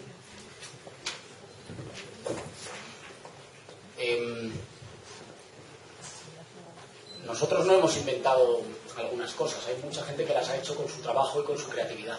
Hay mucha gente, se llame Podemos o no se llame Podemos, que está haciendo cosas muy similares. Hay mucha gente que ha decidido dar un paso adelante, significarse, que ese no te signifique, dar un paso adelante y decir, venga, yo voy a trabajar, y voy a trabajar para recuperar mi ayuntamiento. Porque estoy harto de que mi ayuntamiento sea solo una plataforma para el caciquismo. Yo voy a recuperar mi ayuntamiento y voy a conseguir que los planes de ordenación urbanística se hagan al servicio de las necesidades de los vecinos, por ejemplo, y no de los tenedores de centros comerciales. Venga, yo voy a dar un paso adelante. Ese proceso se llama de diferentes formas en diferentes ciudades, porque en cada municipio obedece a condiciones diferentes, a agentes diferentes, a agrupaciones diferentes, a movilizaciones diferentes, y es un proceso muy enriquecedor. Nosotros cuando nacimos no nacimos para decir vamos a fundar una sigla más. Será que no había siglas en el panorama político español. Nosotros lo que dijimos es en el panorama político español hay muchas siglas y muy poco pueblo. Y lo que hay que construir es una herramienta de incorporación popular a la política. Porque sin la incorporación popular no salimos de este atolladero histórico en el que nos han metido algunos. Es necesario que demos juntos un paso adelante y que recuperemos nuestra capacidad de decidir nuestro destino como sociedad. Y al decir eso, no estamos diciendo exclusivamente una cosa retórica, estamos diciendo que queremos trabajar con mucha gente diferente, que en diferentes territorios se llama de diferente manera. Ahora bien, Podemos estar inmerso, como sabéis, en un proceso en el que todas y todos podéis participar. No es un proceso solo para los compañeros más altruistas y más imprescindibles que están echándole horas, salud y trabajo a los círculos, sino que es un proceso en el que todo el mundo puede tomar todas las decisiones. Igual que toda la sociedad española pudo votar la composición de nuestra lista electoral, o toda la sociedad española pudo votar la decisión sobre nuestro programa o las grandes decisiones que hemos tomado. En ese proceso Podemos tendrá que decidir de qué organización se dota, de qué dirección se dota, de qué hoja de ruta se dota y de qué decisiones estratégicas toma para este ciclo político electoral tan importante, en el que todos coincidimos que las decisiones no pueden tomarse aisladamente, son decisiones que tienen que ver el cuadro completo, el cuadro de una disputa político-electoral en la que nos jugamos avanzar hacia ese país de minorías privilegiadas y de mayorías con miedo, o avanzar en un sentido de transformación democrática y recuperación de nuestro país. En ese sentido, sabéis que nosotros tenemos todavía la decisión por tomar de cómo acudimos a las diferentes citas electorales. tened por seguro que Podemos va a estar en las diferentes citas electorales. Ahora, ¿va a estar en las citas electorales como Podemos en todos los lugares? A lo mejor no. A lo mejor hay sitios en los que acudimos con cosas más grandes, con diferentes gentes. ¿Cuál es nuestro criterio, el criterio que algunos hemos propuesto para decidir dónde acudimos con más gente? Pues hemos propuesto, en primer lugar, las listas no pueden seguirse haciendo en despachos. Porque cuando se hacen en despachos, sale gente a la que luego nadie quiere votar. Porque sale gente que es muy buena para atar cosas en despachos, que no es lo mismo que ser muy bueno para obtener la confianza de los ciudadanos. Las listas no se pueden seguir haciendo en despachos. Así que las listas de esas candidaturas, se llamen Ganemos, se llamen lo que se llamen, tienen que ser el resultado de la participación popular abierta, que todo el mundo las pueda conformar. En segundo lugar, no basta con hacer sopas de siglas. Las sopas de siglas no solucionan el problema político en España. No es verdad que se trate de rejuntarnos los que somos de formaciones políticas diferentes. Lo fundamental es juntarnos con el grosso de nuestros ciudadanos que siguen resignados votando a los partidos tradicionales o en casa hastiados, deprimidos o resignados. Esa es la unidad fundamental que tenemos que hacer y eso conecta con la tercera idea, con la cual cierro esta explicación demasiado larga. La tercera idea es que nosotros no tenemos el menor interés en conformar un frente de izquierdas. El menor interés. ¿Y eso por qué? ¿Eso porque renunciamos a las ideas? Por supuesto que no renunciamos a las ideas. Las ideas las tenemos. Pero esas ideas no se expresan con las metáforas viejas. ¿Quién quiere hablar de un frente de izquierdas? Los que ocupan hoy el centro del tablero político. Yo me coloco en el centro derecha, tú te colocas en el centro izquierda y todos los que estén a mis márgenes agrupados y pelearos por el 15 o el 20% en el mejor de los casos que nosotros queremos dejar caer. Nosotros decimos que hoy ya hay un consenso social mayoritario que atraviesa también a quienes hasta ahora habían confiado en los partidos tradicionales y que no enfrenta a quienes se identifican con los símbolos de la izquierda frente a los que se identifican con los símbolos de la derecha. Nadie tiene que renunciar a las cuestiones con las que se identifica, pero la diferencia política en nuestro país es si avanzamos en un sentido de oligarquía y de más miedo para la mayoría o si avanzamos en un sentido de democracia. Y eso supera con mucho, y de paso tiene mucho más alcance transformador, que la diferencia de las viejas metáforas. En las candidaturas municipales que estén de acuerdo con estas cuestiones, Podemos puede estar y no tiene por qué competir, puede sumar fuerzas. Habrá que decidir en cada sitio y en cada lugar de qué forma es como se puede decidir más. Pero esto es una cuestión que afortunadamente no tendré que decidir yo, que sería incapaz, sino que lo decidirá el conjunto de la ciudadanía votando con sus documentos como se está haciendo hasta ahora y después votando cuáles son los documentos que salen adelante. Pues muy bien, muchas gracias. La segunda pregunta, con más votos, creo que es muy parecida a lo que acabas de comentar. Podemos entender que se da por contestada. De todas maneras, te la planteo y si quieres añadir algo más. ¿Qué nivel de decisión hay en Podemos de los municipios y círculos municipales? ¿El esquema organizativo de los municipios cuenta o no cuenta en la estructura nacional? Vale, muy buena pregunta, porque es fundamental para nosotros. Podemos no es Podemos sin círculos. Podemos no existiría sin los círculos, pero Podemos no es solo los círculos. ¿Qué significa esto? Significa que cuando mucha gente se puso a construir Podemos, se puso a construir una herramienta para construir una mayoría política nueva. Esa herramienta no puede ser la herramienta que satisfaga solo a la gente más altruista y más comprometida, a la gente que pasa muchas horas, y os lo está diciendo uno que algunas horas le echa. No puede ser exclusivamente la herramienta que satisfaga a los militantes más comprometidos, porque entonces será una herramienta que le guste exclusivamente a esos compañeros. Hay que fraguar una herramienta que sea capaz de seguir sumando, de seguir atrayendo, de seguir incluyendo a gente. Lo más importante no es lo que tenemos dentro, lo más importante es lo que nos queda por incluir y lo que nos queda por seducir. Lo más importante no es lo que ya hemos logrado, sino el conjunto de la gente que nos está mirando con esperanza, que tiene un poquito de miedo, que tiene un poquito de dudas, que le han sembrado, que le han dicho. El otro día estaba en una asamblea con los compañeros del Círculo Podemos de Quito y dijo, esta pregunta la plantea mi madre, ¿es verdad lo que dicen que vais a quitarle las pensiones a los mayores si vosotros llegáis al gobierno? Ese es el grueso de nuestro pueblo y a esa es a la gente que hay que llegar. Claro que eso es una infamia. ¿Y quién ha sembrado esa infamia? Los mismos que han destruido el sistema público de pensiones y, casualidad de nuevo, tienen importantes acciones en fondos de pensiones privados y por tanto ganan más de que el resto de los ciudadanos tengan que pagarse las pensiones invirtiendo o poniendo dinero en fondos de pensiones privados. Pero esa es nuestra gente, ese es el conjunto de nuestra gente. Para esa gente es para la que hay que construir una herramienta. Ahora, ¿cuáles son algunas de las decisiones fundamentales que están en la raíz y en el corazón que tienen que tomar, que pueden y que deben tomar los círculos? Digamos que los círculos en un cierto sentido son los que están planteando las preguntas, que luego responde el conjunto de la gente. De los círculos es donde están saliendo, de los círculos es donde están saliendo los documentos que el resto de la gente está discutiendo y que la gente va a tener que votar. De los círculos están saliendo el grueso de las cuestiones. Los círculos son quienes pueden proponer las funciones revocatorias, las consultas al conjunto de la ciudadanía que se siente parte de Podemos, para las cuales se pondrá al servicio toda la maquinaria comunicativa, tecnológica y de participación de Podemos. Si lo tuviera que resumir, diría que los círculos son no solo nuestro músculo, sino nuestro nervio y nuestra savia. Y tienen que tener una cosa que es complicada de solicitar, pero que está a la altura de los retos que tenemos. Tienen que tener tanto compromiso como generosidad.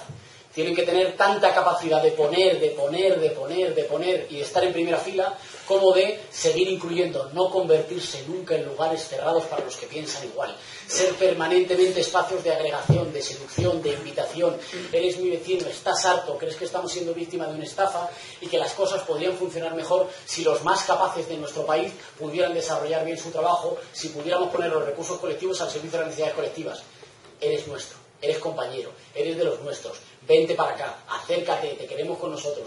Los círculos tienen que ser permanentemente una cosa y la otra, sabiendo que no es una cosa siempre fácil en el territorio, que hay gente que lo tiene difícil, que hay gente que todavía no ha conseguido poder hacer un acto en su término municipal porque no le dejan la Casa de la Cultura, que hay gente que está sufriendo multas por reunirse en las plazas, que hay gente a la que le arrancan los carteles un minuto después de ponerlo, que hay gente que pone mesas en el ayuntamiento y los quieren pone mesas en la plaza del ayuntamiento o en el mercado y los quieren multar por poner una mesa. Es difícil, es verdad, en esas condiciones pedir más compromiso y más generosidad, pero ese es el motor del que estamos hechos. Y la buena noticia es que todas esas manifestaciones de miedo son las manifestaciones de alguien a quien le ha llegado la fecha de caducidad, pero todavía pretende no darse cuenta y cree todavía que prohibiendo o poniendo impedimentos va a ser capaz de contener una ola. Y las olas no se contienen poniéndole delante tablones de madera, como todo el mundo sabe, aunque esos tablones puedan hacer difícil la tarea en las actividades cotidianas y puedan hacer que los compañeros, que los ciudadanos comprometidos que ya están siendo Podemos en muchos municipios tengan las cosas un poquito más difíciles. Muy bien, pues pasamos a la última. ¿Cuáles han sido las conclusiones a las que ha llegado tras su encuentro con Correa, Mújica y Morales esta semana? ¿Qué tipo de políticas aplicadas por estos mandatarios pueden ser extrapoladas a nuestro país? Es una magnífica pregunta y me alegro de que alguien la formule. Hemos visitado 3 países muy diferentes entre sí y sobre todo muy diferentes a España. Las recetas que han conseguido que en esos países lleven una década de crecimiento económico, de redistribución y de democratización no valen para España. No valen, son países diferentes. Son ciudadanías diferentes, estructuras estatales diferentes, posiciones en la economía mundial muy diferentes, posiciones geopolíticas diferentes. No sirven. Nosotros necesitamos recetas propias. Es más, nosotros tenemos una cosa ya más avanzada. Nosotros no venimos del nivel de empobrecimiento que vienen algunos de esos países. Así que nosotros no nos comparamos. Eso sería una mala técnica, comparar situaciones tan diferentes. Lo que sí que sirven son, por lo menos, 2 cuestiones. Me quedo con 2 cuestiones, una más política y una más anecdótica. La más política es que los privilegiados son expertos en decir que no hay otra alternativa, que las cosas no podrían ser de otra forma. ¿Puedo poner 2 ejemplos rápidos? En Bolivia, país muy diferente al nuestro, como sabéis, si no sabéis yo lo cuento, tienen mucho gas, tienen muchos recursos de hidrocarburos debajo de su tierra. Y fruto de los gobiernos anteriores, que hicieron mucho dinero, algunos de ellos transfiriendo esas riquezas, se firmaron acuerdos de explotación del gas por el cual de cada $10 que salían extraídos, 8 iban para las compañías extranjeras y 2 para el Estado boliviano. Se decía que así iban a acudir más compañías extranjeras a invertir y que así el país iba a desarrollar porque invertía más gente de fuera. Es verdad, acudieron más, pero no acudieron a llevárselo calentito. Y el resultado es que la distribución era 8-2. El gobierno de Evo Morales es un gobierno que no nos tiene por qué gustar a todos nosotros, les tiene que gustar a los bolivianos, seguramente porque se parece más a los bolivianos que ningún gobierno anterior que hayan tenido. El gobierno de Evo Morales decidió invertir esa proporción. Decidió renegociar los contratos hidrocarburíferos y decir, de cada $8 o de cada 8 barriles que saques, de cada 10 van a ser 8 para las arcas públicas bolivianas y 2 para las compañías privadas. Los expertos les dijeron que se iban a ir todas las empresas, que no iban a tener nadie que invirtiera y que el país se iba a hundir. Que se iban a ir, que no iban a poder explotar el gas y que se iba a quedar condenado el subdesarrollo. En la realidad, cuando les pusieron en fila, vociferaron mucho. El caos, la destrucción, el país se va a hundir, os sonará. En la realidad, cuando les pusieron en fila, las empresas hicieron fila, renegociaron sus contratos y el resultado es que ahora las arcas públicas bolivianas se llevan 8 de cada 10. ¿Y qué han hecho con 8 de cada 10?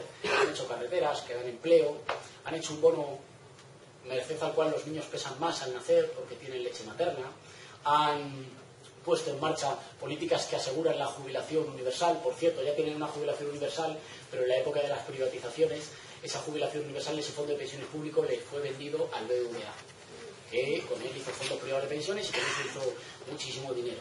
El segundo ejemplo similar de esto, y merced a esto, y esto lo podéis comprobar, nada de lo que decimos nunca es al albur, merced a esto, Bolivia creció el año pasado al 6,5%, tendría que crecer muchísimo para llegar a la situación en la que estamos nosotros, tiene una situación histórica muy diferente. Creció al 6,5%, siendo felicitado incluso por el Fondo Monetario Internacional, lo podéis buscar, y redujo a casi la mitad la pobreza crónica de su país, como podéis ver, si lo queréis buscar hoy mismo cuando lleguéis a casa, en las estadísticas del Programa de las Naciones Unidas para el Desarrollo, el PNUD, donde si buscáis las tablas y miráis la situación de Bolivia en esta última década, vais a ver una dramática reducción de la pobreza. ¿Tiene que ver eso con nuestra realidad? No tiene que ver con nuestra realidad. Tiene que ver con un espíritu. Con un espíritu que de tomar decisiones adecuadas para tu población y no para unas élites financieras y unos privilegiados que siempre te dicen no se puede hacer de otra forma. El segundo ejemplo acelerado es el ejemplo que nos contaban en Ecuador. Y en Ecuador nos decían, mirad, nosotros teníamos una deuda externa horrorosa, impagable. No había ningún economista serio que dijera que nuestro país podía afrontar esa deuda, porque producíamos mucho menos de a qué ritmo se iban acumulando los intereses. De tal manera que, sin tener que ser un experto matemático, era obvio que nosotros por este ritmo no podíamos hacer. Y dijimos dos cosas. Dijimos, uno, queremos ver la cuenta. Muy bien, yo le debo muchísimo. ¿Me deja ver exactamente en qué se lo debo? El Fondo Monetario Internacional, de nuevo, le dijo que el país iba a hundir, que eso era imposible, que los inversores iban a ir, se iban a asustar, esto os lo habréis oído a Marubén de la tele, que se iban a asustar y que el país iba a hundir, que se iba a ir al descalabro. En la realidad, junto con eso, lo que también le dijo es, vamos a reestructurar la zona. Lo que haya sido intereses se llama usura, y hasta el kirchnerismo dice que es una vergüenza. Ahora bien, lo que yo te debiera, fruto de anteriores gobiernos, yo te lo voy a pagar. Pero tenemos que hacer un plan de pago en el que yo pueda crecer como país, porque si yo no crezco, no puedo afrontar mis deudas. De nuevo iba a ser una catástrofe. De nuevo Ecuador es un país que está recibiendo cientos de profesores universitarios españoles que se están yendo a trabajar a Ecuador. ¿Por qué? Porque es un país que sí que está invirtiendo en educación, lo cual no solo es más justo, sino que le desarrolla más, porque los países que más invierten en su gente son países que se desarrollan más. ¿Es Ecuador un modelo para España? Afortunadamente nosotros no estamos en la situación de empobrecimiento en el que dejaron a Ecuador. Sí que son un modelo las políticas de gobiernos valientes que cuando tuvieron que elegir entre satisfacer a los privilegiados o satisfacer las necesidades de sus pueblos, optaron por lo segundo. Y esto de nuevo no solo por una cuestión de justicia, sino porque los países equitativos son más prósperos.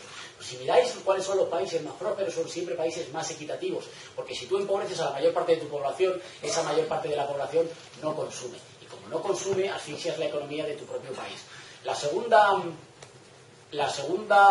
cuestión más anecdótica fue la cuestión del presidente Mujica de Uruguay, que, como sabéis, vive en una casa mucho más pequeña de lo que es este salón, y nos dijo, hagan lo que hagan, suceda lo que suceda, ustedes nunca dejen de ser humildes. Si a ustedes se les olvida quiénes son, de dónde vienen y al servicio de quiénes están, ustedes no están cumpliendo ninguna tarea de transformación. Sigan siendo humildes y me extraña que en su país se haya convertido en un evento mediático que yo viva normal, que yo me tengo un café y que yo vivo en una casa normal.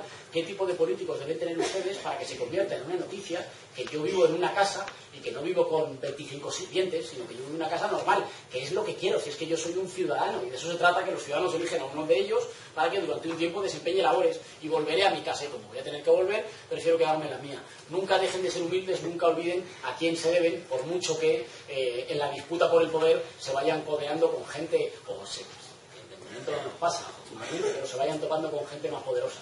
Nunca olviden quiénes son y dónde vienen y a quién se deben.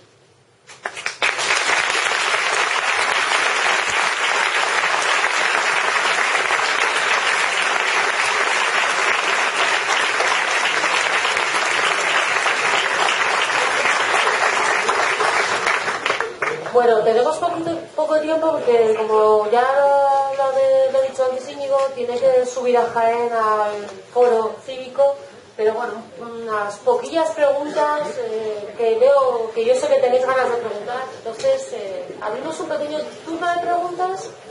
Cojo los nombres. Tú me habías pedido la palabra. Sergio. ¿Perdón? Sergio. Sergio. Manuel Carrasco.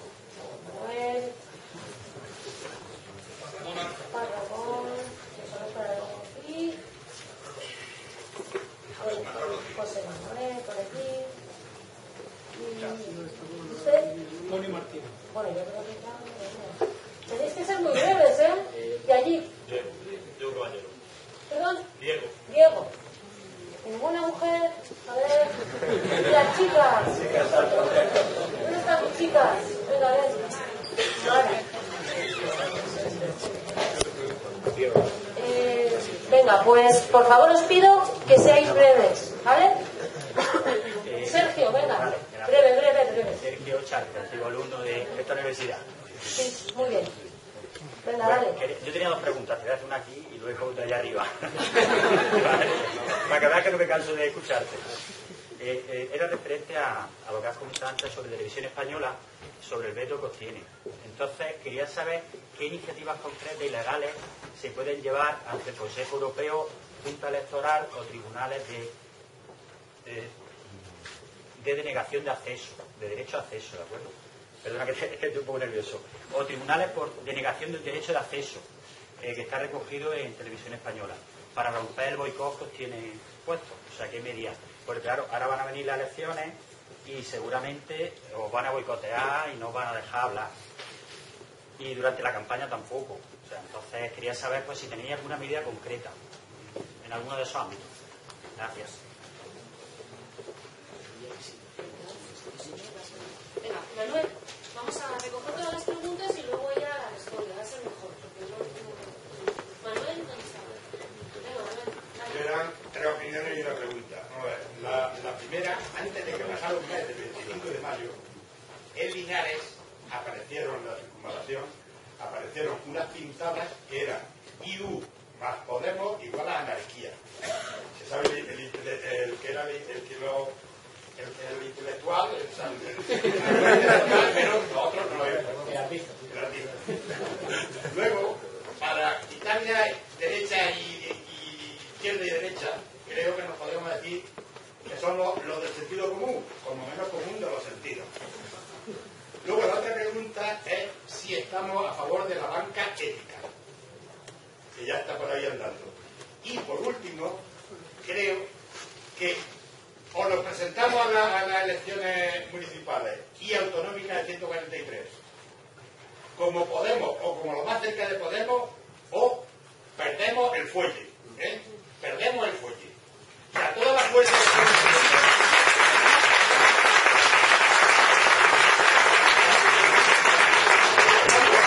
que os pongo una cosa: 57 concejales en Madrid y el pueblo más pequeño, que lo estoy viendo, 7.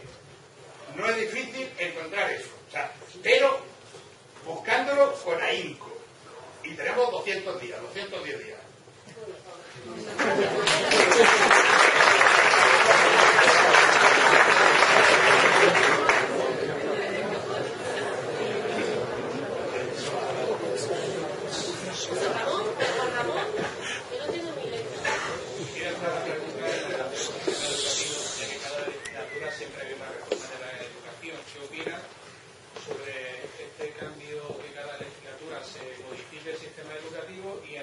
También con la reducción en una nueva beca, que parece que en este último tiempo pues, el sector ha pegado un tijeretazo tremendo a eso. Pero sobre todo lo más importante es que cada vez que ha entrado PSOE, PP, PSOE, siempre ha habido una reforma de la educación que creo que afecta bastante, que está afectando bastante. Gracias. Juan Ramón, ¿no? Sí, Juan Ramón. Siguiente creo que es José Manuel o Juan Manuel, que no entiendo yo mi letra. Perdona, un poquito más alto que... Vale, yo como funcionario soy parte de uno de los colectivos más maltratados por la casa, porque nos han puesto de chivos expiatorios de toda la crisis, somos parte de la culpa de todo lo que ha pasado, parte de eso. Entonces, yo mi pregunta es que si crees que los novedad. Debe de ser mejorado el trato y ser, perdona que soy un poco nervioso, y ser un poco elevado su autoestima. Y si crees que no solo que se habla mucho del tema de los inspectores de la Hacienda, que si se hiciera, yo trabajo en el SEPE, si también el SEPE se pudiera hacer, o el Ministerio de Trabajo se pudiera hacer lo que se pretende hacer en la Hacienda, se podrían mejorar muchas cosas. Entonces, si crees que se debe potenciar la administración, no el empleado público, porque una cosa son la empresa pública, otra la administración es. Si crees que se debería de potenciar la administración para mejorar el estado de la... Vale, muchas gracias. Juan Manuel. José Manuel. Antonio, ¿dónde estás? Aquí. Sí me preocupa enlazar con tu última intervención. Decías que era una anécdota, pero lo de Mújica no es una anécdota, es una cosa principal. Aquí se han planteado muchas prisas y hay un gran reto que tenemos, que es superar el desengaño de la gente, el desengaño sobre la política y la división que hay permanentemente entre ciudadanos y políticos. Ese es el grave problema de que la gente que acudamos a la novedad de Podamos, de pronto se nos olvide cuáles eran nuestras ilusiones y de pronto se nos olvide que debemos romper esa línea que divide al ciudadano que representa del ciudadano que apoya, porque si no hubiera apoyo después no sé qué pasará. Muchas gracias. Diego. Sí, ¿dónde? Así soy mejor. Yo tengo dos preguntas. Una, yo cuando hablamos o escuchamos vuestro discurso y tenemos algunos datos, como te has dicho, sobre Ecuador en concreto, mucha gente nos dice, bueno, ¿y por qué nos fijamos en esos países? ¿Por qué no nos estamos fijando en países como Escandinavia? Y ni yo soy capaz de responderle ni encontrar a nadie que lo haga. Tampoco en internet, me esfuerzo bastante. Quiero responder eso, ¿qué podemos aprender de esos países para ponernos más sujetos? Y la segunda pregunta, se habla de poner más impuestos a las grandes empresas, pero también se nos dice que eso traería al caos, que se irían fuera. ¿Qué se haría para evitarlo? Vale, muchas gracias. ¿Y Mara? Bueno, una pregunta es un agradecimiento, porque como latinoamericana que soy, recibí con mucha alegría la visita que habéis hecho a Latinoamérica. Me parece que habéis escogido los países estratégicos para hacerlo también, ¿no? Porque creo que son las mejor están funcionando, ¿no? En Latinoamérica. Pero sobre todo porque me parece que es un giro muy, muy interesante y muy significativo en cuanto a la relación de España con Latinoamérica, ¿no? La relación de España con Latinoamérica fue de colonialismo y luego de neocolonialismo o neoimperialismo, y esta relación que estáis planteando ahora me parece más de fraternidad que de lo que era. Y bueno, eso que para mí fue mucha vida y espero que salga adelante.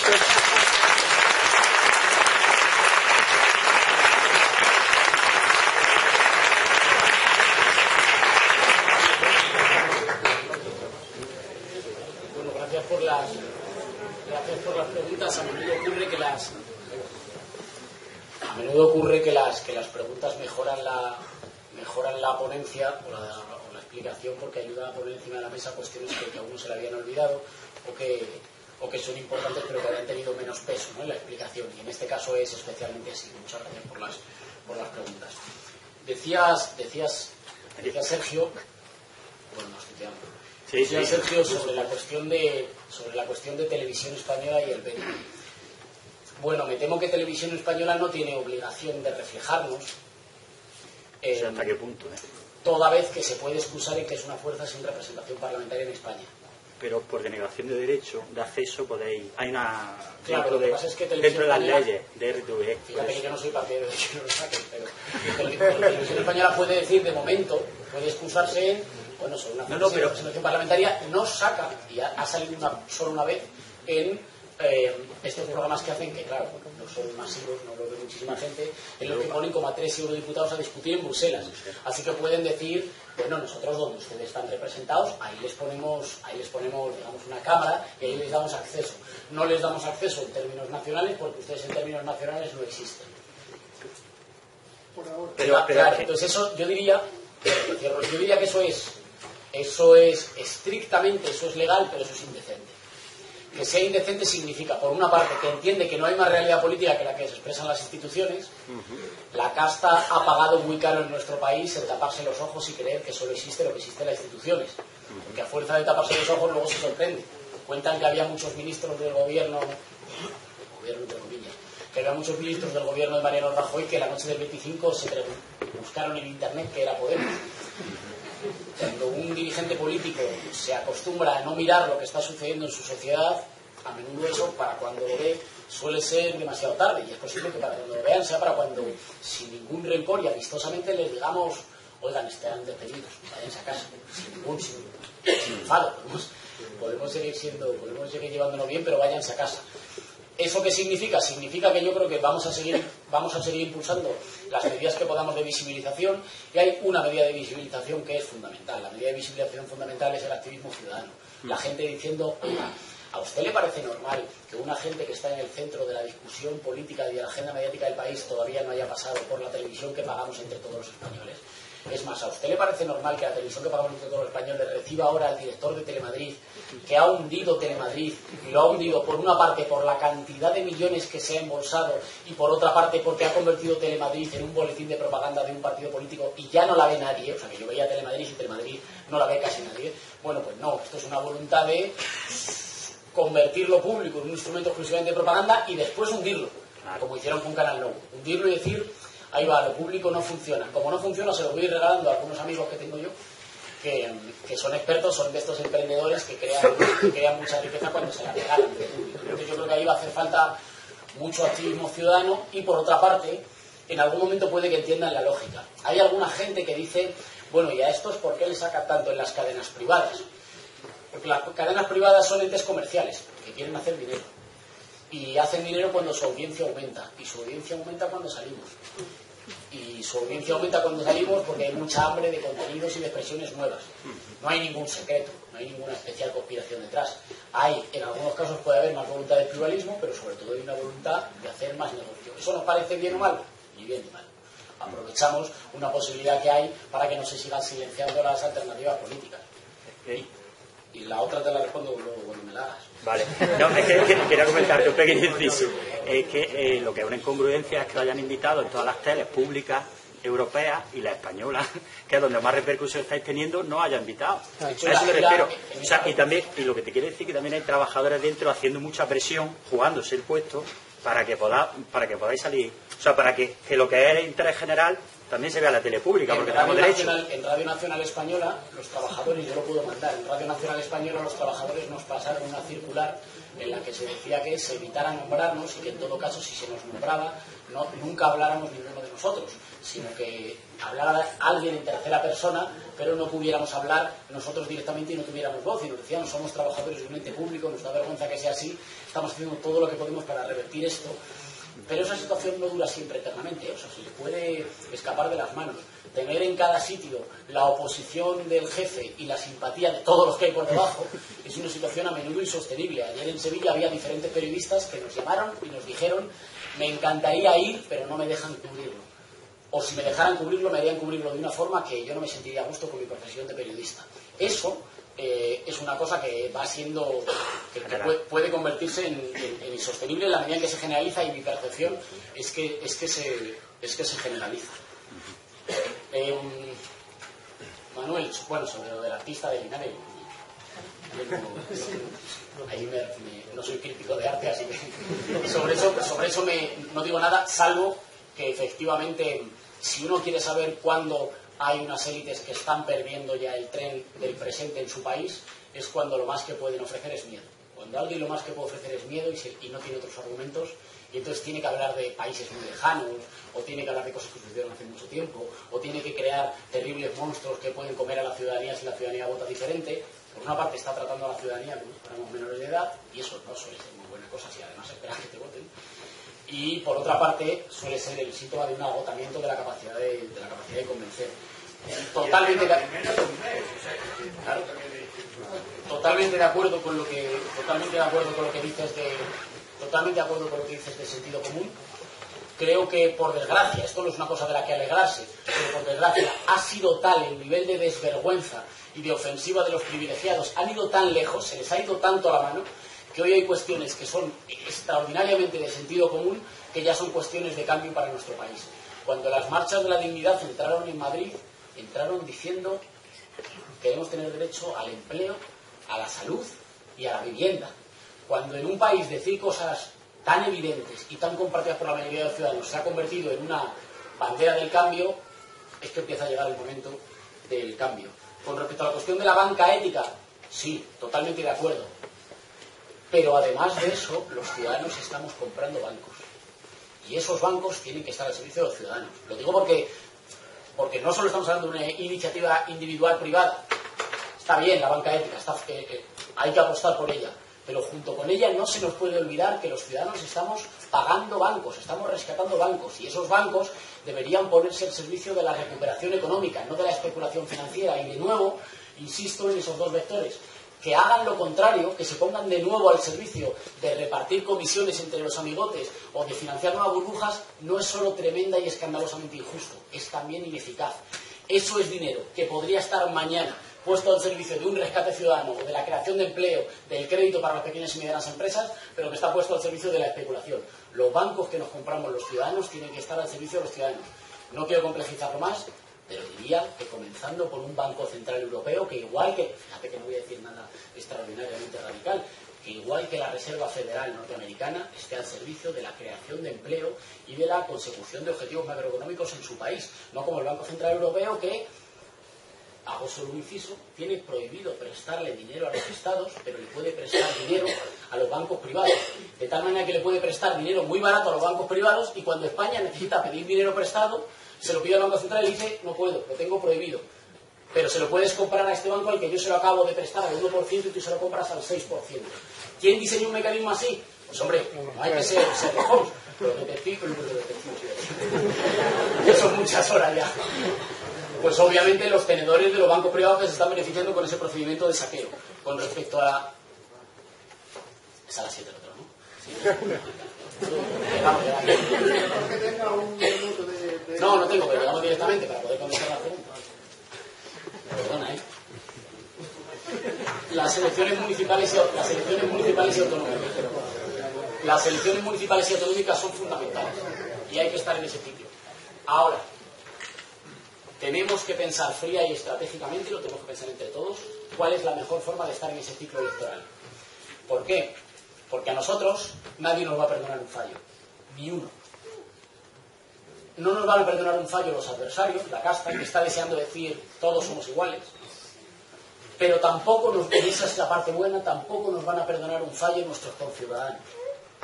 Nuestros ciudadanos, gracias también a esa labor de irrupción en la política que hemos hecho, han elevado el listón de las exigencias.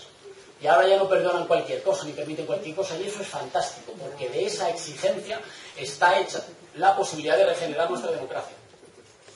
Pero eso significa que nosotros tenemos que ser muy estrictos y muy cuidadosos. A nosotros no nos van a perdonar ni medio.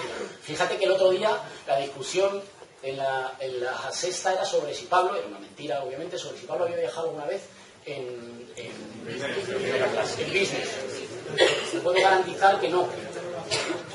Y que no puede aportar pruebas de algo suele ser porque está mintiendo. Pero fíjate que habíamos convertido ya eso en un elemento ya de decidir si era honesto o no, porque hemos elevado con mucho el listón. Eso está bien. Bueno, los compañeros en Bruselas está bien, pero es verdad que les obliga a, no sé, a compartir piso entre tres, a sobrevivir en unas condiciones como más complicadas, pero que nosotros asumimos como un compromiso sin ningún problema. Pero hemos elevado el listón. ¿Qué significa haber elevado el listón? Significa que nos van a juzgar con extrema dureza. Y nos van a juzgar por extrema dureza con cualquier cosa. Esto es, España tiene 8.177 municipios. con que en 7 de los 8.177 haya alguien que, aprovechándose de Podemos, haga algo indebido, 7, con que en 7 haga algo, os garantizo que esos 7 son portadas en toda España. Portada. ¿Eso qué significa? ¿Eso significa no confiar? Por supuesto que no, fíjate que estoy diciendo 7. Pero es que partidos con mucho más tiempo de estructuración, para construir listas a toda velocidad en muchos lugares, han tenido que construir listas, voy a contar un cuento que lo sabéis todos, metiendo a un primo, agradeciéndole el favor a alguien, bueno, yo te meto aquí, no, pero si yo no sé mucho política, da igual, tú haces lo que te diga, tú te pones aquí, no sé qué, no hay demasiado problema. Así se rellenan las listas municipales en nuestro país. La mayor parte de las listas municipales, y no estoy hablando sobre los municipios pequeños, nosotros tenemos a la botella de alcaldesa.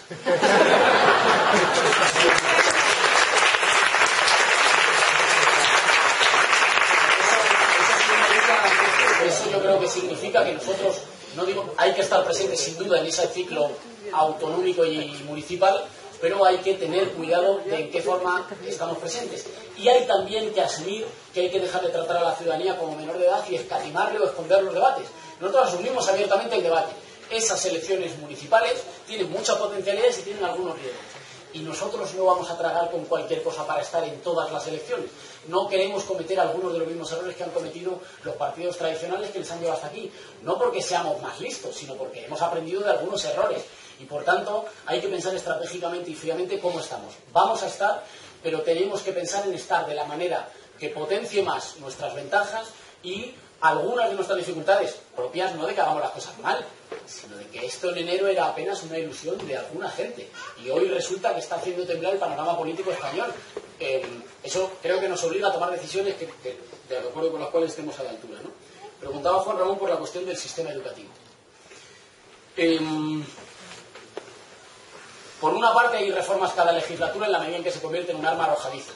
Se convierte en un arma arrojadiza porque se entiende que no son las confederaciones de padres, las asociaciones de padres y los maestros los más adecuados para decidir. Porque fíjate que entre los maestros hay mucho más consenso que entre los partidos políticos sobre qué tipo de reformas educativas hace falta. Pero se entiende que no son ellos los más importantes para hacer una reforma educativa. Los más importantes para hacer una reforma educativa son, tachán, políticos que nunca han pasado por la escuela pública y que llevan a sus hijos a la escuela privada. Nosotros creemos que sobre algunas cuestiones los mejores para decidir, obviamente con la aprobación de toda la sociedad, son los profesionales, son los que están todos los días conociendo a pie de aula cuáles son las necesidades del sistema educativo español. Y nos parece que entre ellos hay mucho más consenso del que hay entre los partidos, que entra uno y oye, hay que hacer una reforma educativa, porque esto se estila, cada 4 años hay que hacer una y meter una y deshacer todo lo hecho por el anterior.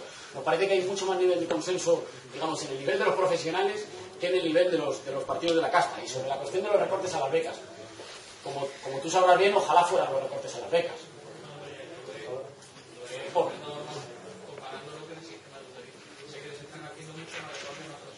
Claro, porque son, no, pero digo que incluso en el sistema educativo ojalá fueran solo las becas.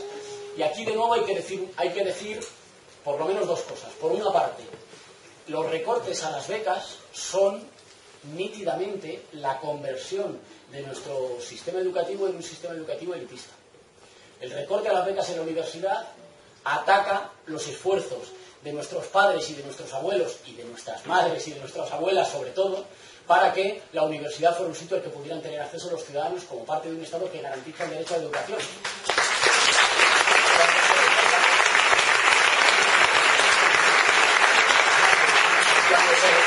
Cuando se recortan las becas, se recorta también la igualdad de acceso no solo a la universidad, sino a la posibilidad de desarrollar un futuro profesional acorde con los intereses o con las capacidades de cada uno. Y por tanto se avanza hacia un país más injusto. Cuando se hace esto, además, y esta es siempre la segunda pata que hay que discutir, que no estamos hablando sobre injusticia, cuando se hace eso, además, se empobrece a un país. Porque ya no se selecciona a los mejores profesionales de entre el conjunto de la población, sino de entre la minoría que tenía padres con más recursos que les ha permitido estudiar. ¿Eso qué hace? Eso deja a muchos potenciales ingenieros, filólogos, historiadores, juristas, economistas o arquitectos fuera de la carrera y priva a un país de buena parte de sus mejores mentes y de sus mejores capacidades para desarrollarse, porque los países más injustos no solo son países menos democráticos, sino que son también países menos prósperos. Con respecto a... José Manuel hablaba de los funcionarios. Mi padre, por ejemplo, es técnico de la Administración Central. yo creo que efectivamente el gobierno desde hace bastante tiempo ha encontrado en los funcionarios una suerte de muñeco sobre el que descargar todas las frustraciones. Se ha construido un icono que representa y que estigmatiza al servidor público y, por tanto, se puede descargar sobre él el conjunto del enfado con lo público. ¿Estás enfadado con lo público? Pues nada, pues descárgalo en un funcionario.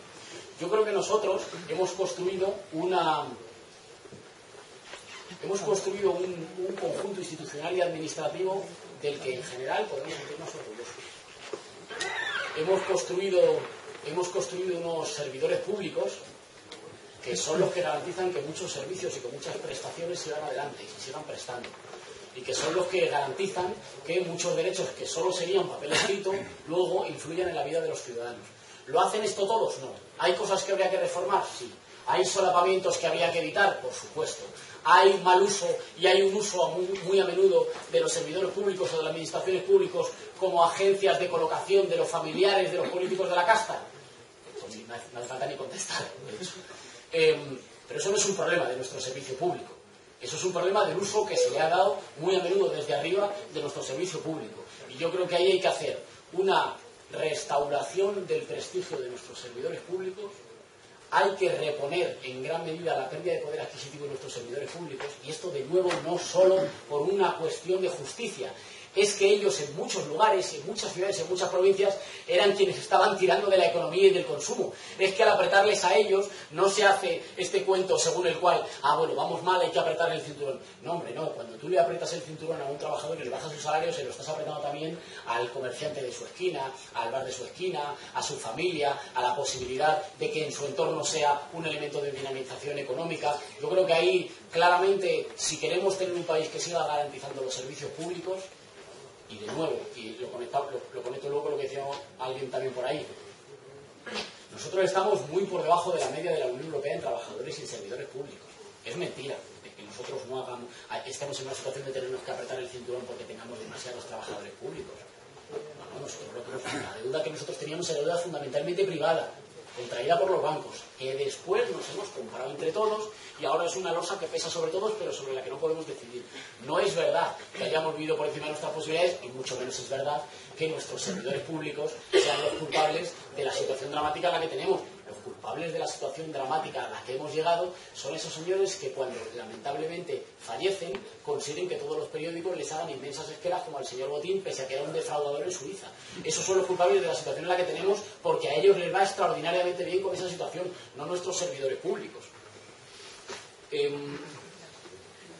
Antonio hablaba de Mújica y de cómo, del presidente Mújica, si no me confundo, y de cómo...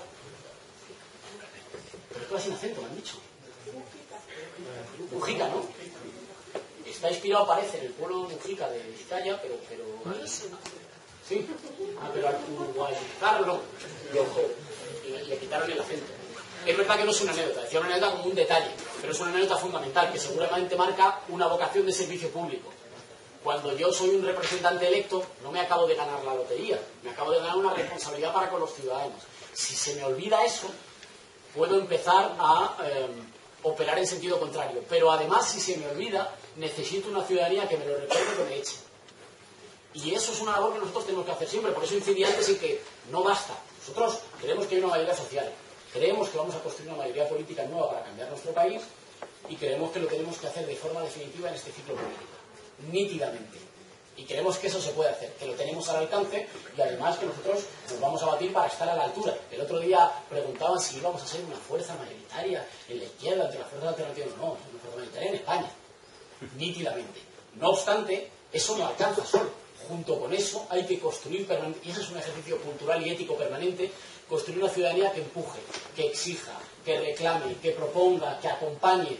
Sin eso, si alguien se cree que solo impulsando, haciendo un recambio de caras, hay cambio en nuestro país, el recambio es fundamental. A la casta hay que mandar la casa, pero no alcanza solo con eso. Después hay que recuperar una noción fuerte, comunitaria, cívica, de ciudadanía, según la cual los asuntos comunes tienen que ser una cosa que exijan de nuestra capacidad de incidencia. Y eso no es solo reclamarle a los ciudadanos, también es poner medidas institucionales para que se pueda hacer. Cuando la gente dice, es que los ciudadanos deberían estar más implicados, bueno, claro, y las instituciones deberían, y los partidos, deberían ser capaces de ofrecer mecanismos de transparencia para que los ciudadanos puedan informarse, puedan evaluar, puedan optar, porque sin información uno no puede optar libremente, y por eso la información no puede ser ni el patrimonio de unos pocos que tengan mucho dinero para tener varias televisiones o varios periódicos, ni tampoco puede ser una cosa que reclame digamos, ejercicios de investigación. Si es que tenemos un país en el que el partido de gobierno, para que se conociera una parte de sus papeles sobre la financiación, ha tenido que entrar la policía en su sede, en la sede del partido de gobierno, tuvo que entrar en la sede central del Partido Popular para ver cuál era la trama corrupta de financiación del partido desde hace décadas. Claro, si a la policía le cuesta tener que invadir una sede para conseguir los papeles, es difícil pedirle a la ciudadanía que esté al tanto de cada entramado, porque no todos tenemos miles de horas para destapar cada entramado o cada caso concreto. Para eso lo que necesitamos es medios de comunicación que funcionen bien, instituciones que favorezcan la información para que los ciudadanos puedan acceder a ello. Tengo que ir, pero me quedan dos preguntas, tengo que contestar. Diego preguntaba por la cuestión de América Latina o Escandinavia, y de por qué a un sitio no a otro, ¿no? Está por producirse en breve una reunión, no sé si esto era secreto, está por producirse en breve una reunión de Pablo Iglesias portavoz con los 3 embajadores nórdicos en Madrid, que han manifestado mucho interés. Nosotros tenemos que acudir a Oslo, a una reunión a la que nos han invitado, y estamos encantados de establecer esas relaciones. No hay por qué elegir, creo. Quienes intentan hacer esa cosa de que hay que elegir es porque les inquietan las cuestiones, porque se han acostumbrado a que sus relaciones internacionales sea que les llamen de Berlín para darles órdenes. Nosotros creemos que no hay que elegir. Y no hay tampoco que comparar situaciones. Estamos hablando de países que ocupan una posición periférica, que han sido marcadamente empobrecidos, y lo que queremos comparar no es ni de dónde vienen ni dónde están, sino el rumbo. Lo que queremos decir es, fíjate que desobedeciendo a las instituciones financieras internacionales y obedeciendo a su pueblo, están creciendo y siendo países más justos. Están mucho peor que España. No comparamos situaciones, queremos comparar el rumbo de la última década, y cada uno aquí que elija los indicadores de la CEPAL, del PNUD, que se vaya incluso a los indicadores del FMI y del Banco Mundial, que elija cualquier indicador y que miren esta última década en los países que hemos visitado cómo son países más prósperos, que producen más equitativos y más democráticos. No es que nos comparemos con ellos, sino que comparamos el rumbo. Pero los países escandinavos, los países nórdicos, que desde hace un tiempo es verdad que viven algunos retrocesos en su capacidad económica y en su capacidad de garantizar derechos sociales, son en muchos sentidos también nítidamente un ejemplo, y estamos encantados de mantener esas relaciones. Con relación a los impuestos, y solo me queda un comentario, con relación a los impuestos, la situación de los países nórdicos es precisamente un ejemplo de que no es así. Siemens no se ha ido de Suecia porque le hagan pagar más impuestos. Porque a cambio de que le hagan pagar más impuestos, le proveen, gracias al dinero que recaudan esos impuestos, muchas cosas. Le proveen gente más preparada, le proveen infraestructuras mejores, le proveen energía mejor. No es verdad. Las empresas solo desmontan a toda velocidad y se van de un país las empresas que producen poco valor añadido. Es decir, claro, solo hace el turismo. Ah, sí, si le subes el salario a los camareros me voy corriendo. Pero es que solo con turismo es difícil que se desarrolle un país. Las empresas que producen en los sectores más punteros no desmontan y se van. Eso no sucede. En nuestro país no se trata de aumentar la presión tributaria. Fíjate que estamos hablando de que se cumpla la ley. El Sindicato de Técnicos de Hacienda Gesta decía que el 70% del fraude fiscal en España se concentra en 3.000 fortunas. En 3.000 fortunas. No estamos diciendo que hay que aumentar la carga impositiva, estamos diciendo que hay que distribuirla bien y que a los ricos hay que convencerles u obligarles a pagar impuestos. Y eso no solo porque es justo, sino también porque así se consiguen sociedades más prósperas. Alguien decía, no son sociedades más prósperas aquellas en las que todos tienen coche, sino aquellas en las que los más ricos pueden viajar en tren o en bicicleta. Y es cierto, las sociedades más equitativas son más prósperas. Hay que convencer a una oligarquía nuestra particularmente cutre, que cree que vamos a salir de la crisis compitiendo con China en salarios bajos y en condiciones de vida peores, lo cual es absurdo porque es imposible competir así, que hay que competir por el otro lado. Que hay que salir de la crisis incrementando la productividad, invirtiendo en educación, invirtiendo en empresas, invirtiendo en crédito para las pequeñas y medianas empresas y en un tejido productivo que no esté basado solo en la construcción y el ladrillo, porque esas burbujas acaban estallando y generan países de subdesarrollo. Y sobre Mara y cierro, efectivamente, no es solo que al sur también se tenga que ir a aprender, no a dar lecciones de nada, no es solo eso, y no es solo también una relación fraternal y democrática. Y no es solo encontrarnos que al cambiar de país hay sitios donde la televisión pública sí te entrevista o donde el debate público no consiste en un intercambio permanente de insultos o de miedo, sino que también España necesita América Latina. Y América Latina necesita a España.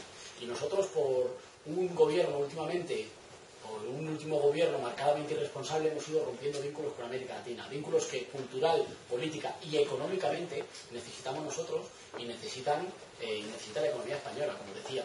Y esos vínculos hay que restablecerlos, y hay que restablecerlos estableciendo una relación que muchos de los gobiernos latinoamericanos tienen voluntad de recuperar, pero que la cerrazón de nuestro Ejecutivo ha hecho que se vaya cerrando, con consecuencias peligrosas y complicadas también para el bienestar de los españoles. Pido disculpas a los compañeros que están ahí volados porque nos tenemos que ir rápido, y pido disculpas por hablar atropelladamente y por tenerme que ir corriendo, que suele ser una cosa en la educación, pero se han juntado demasiadas actividades en poco tiempo. Gracias por las preguntas, gracias por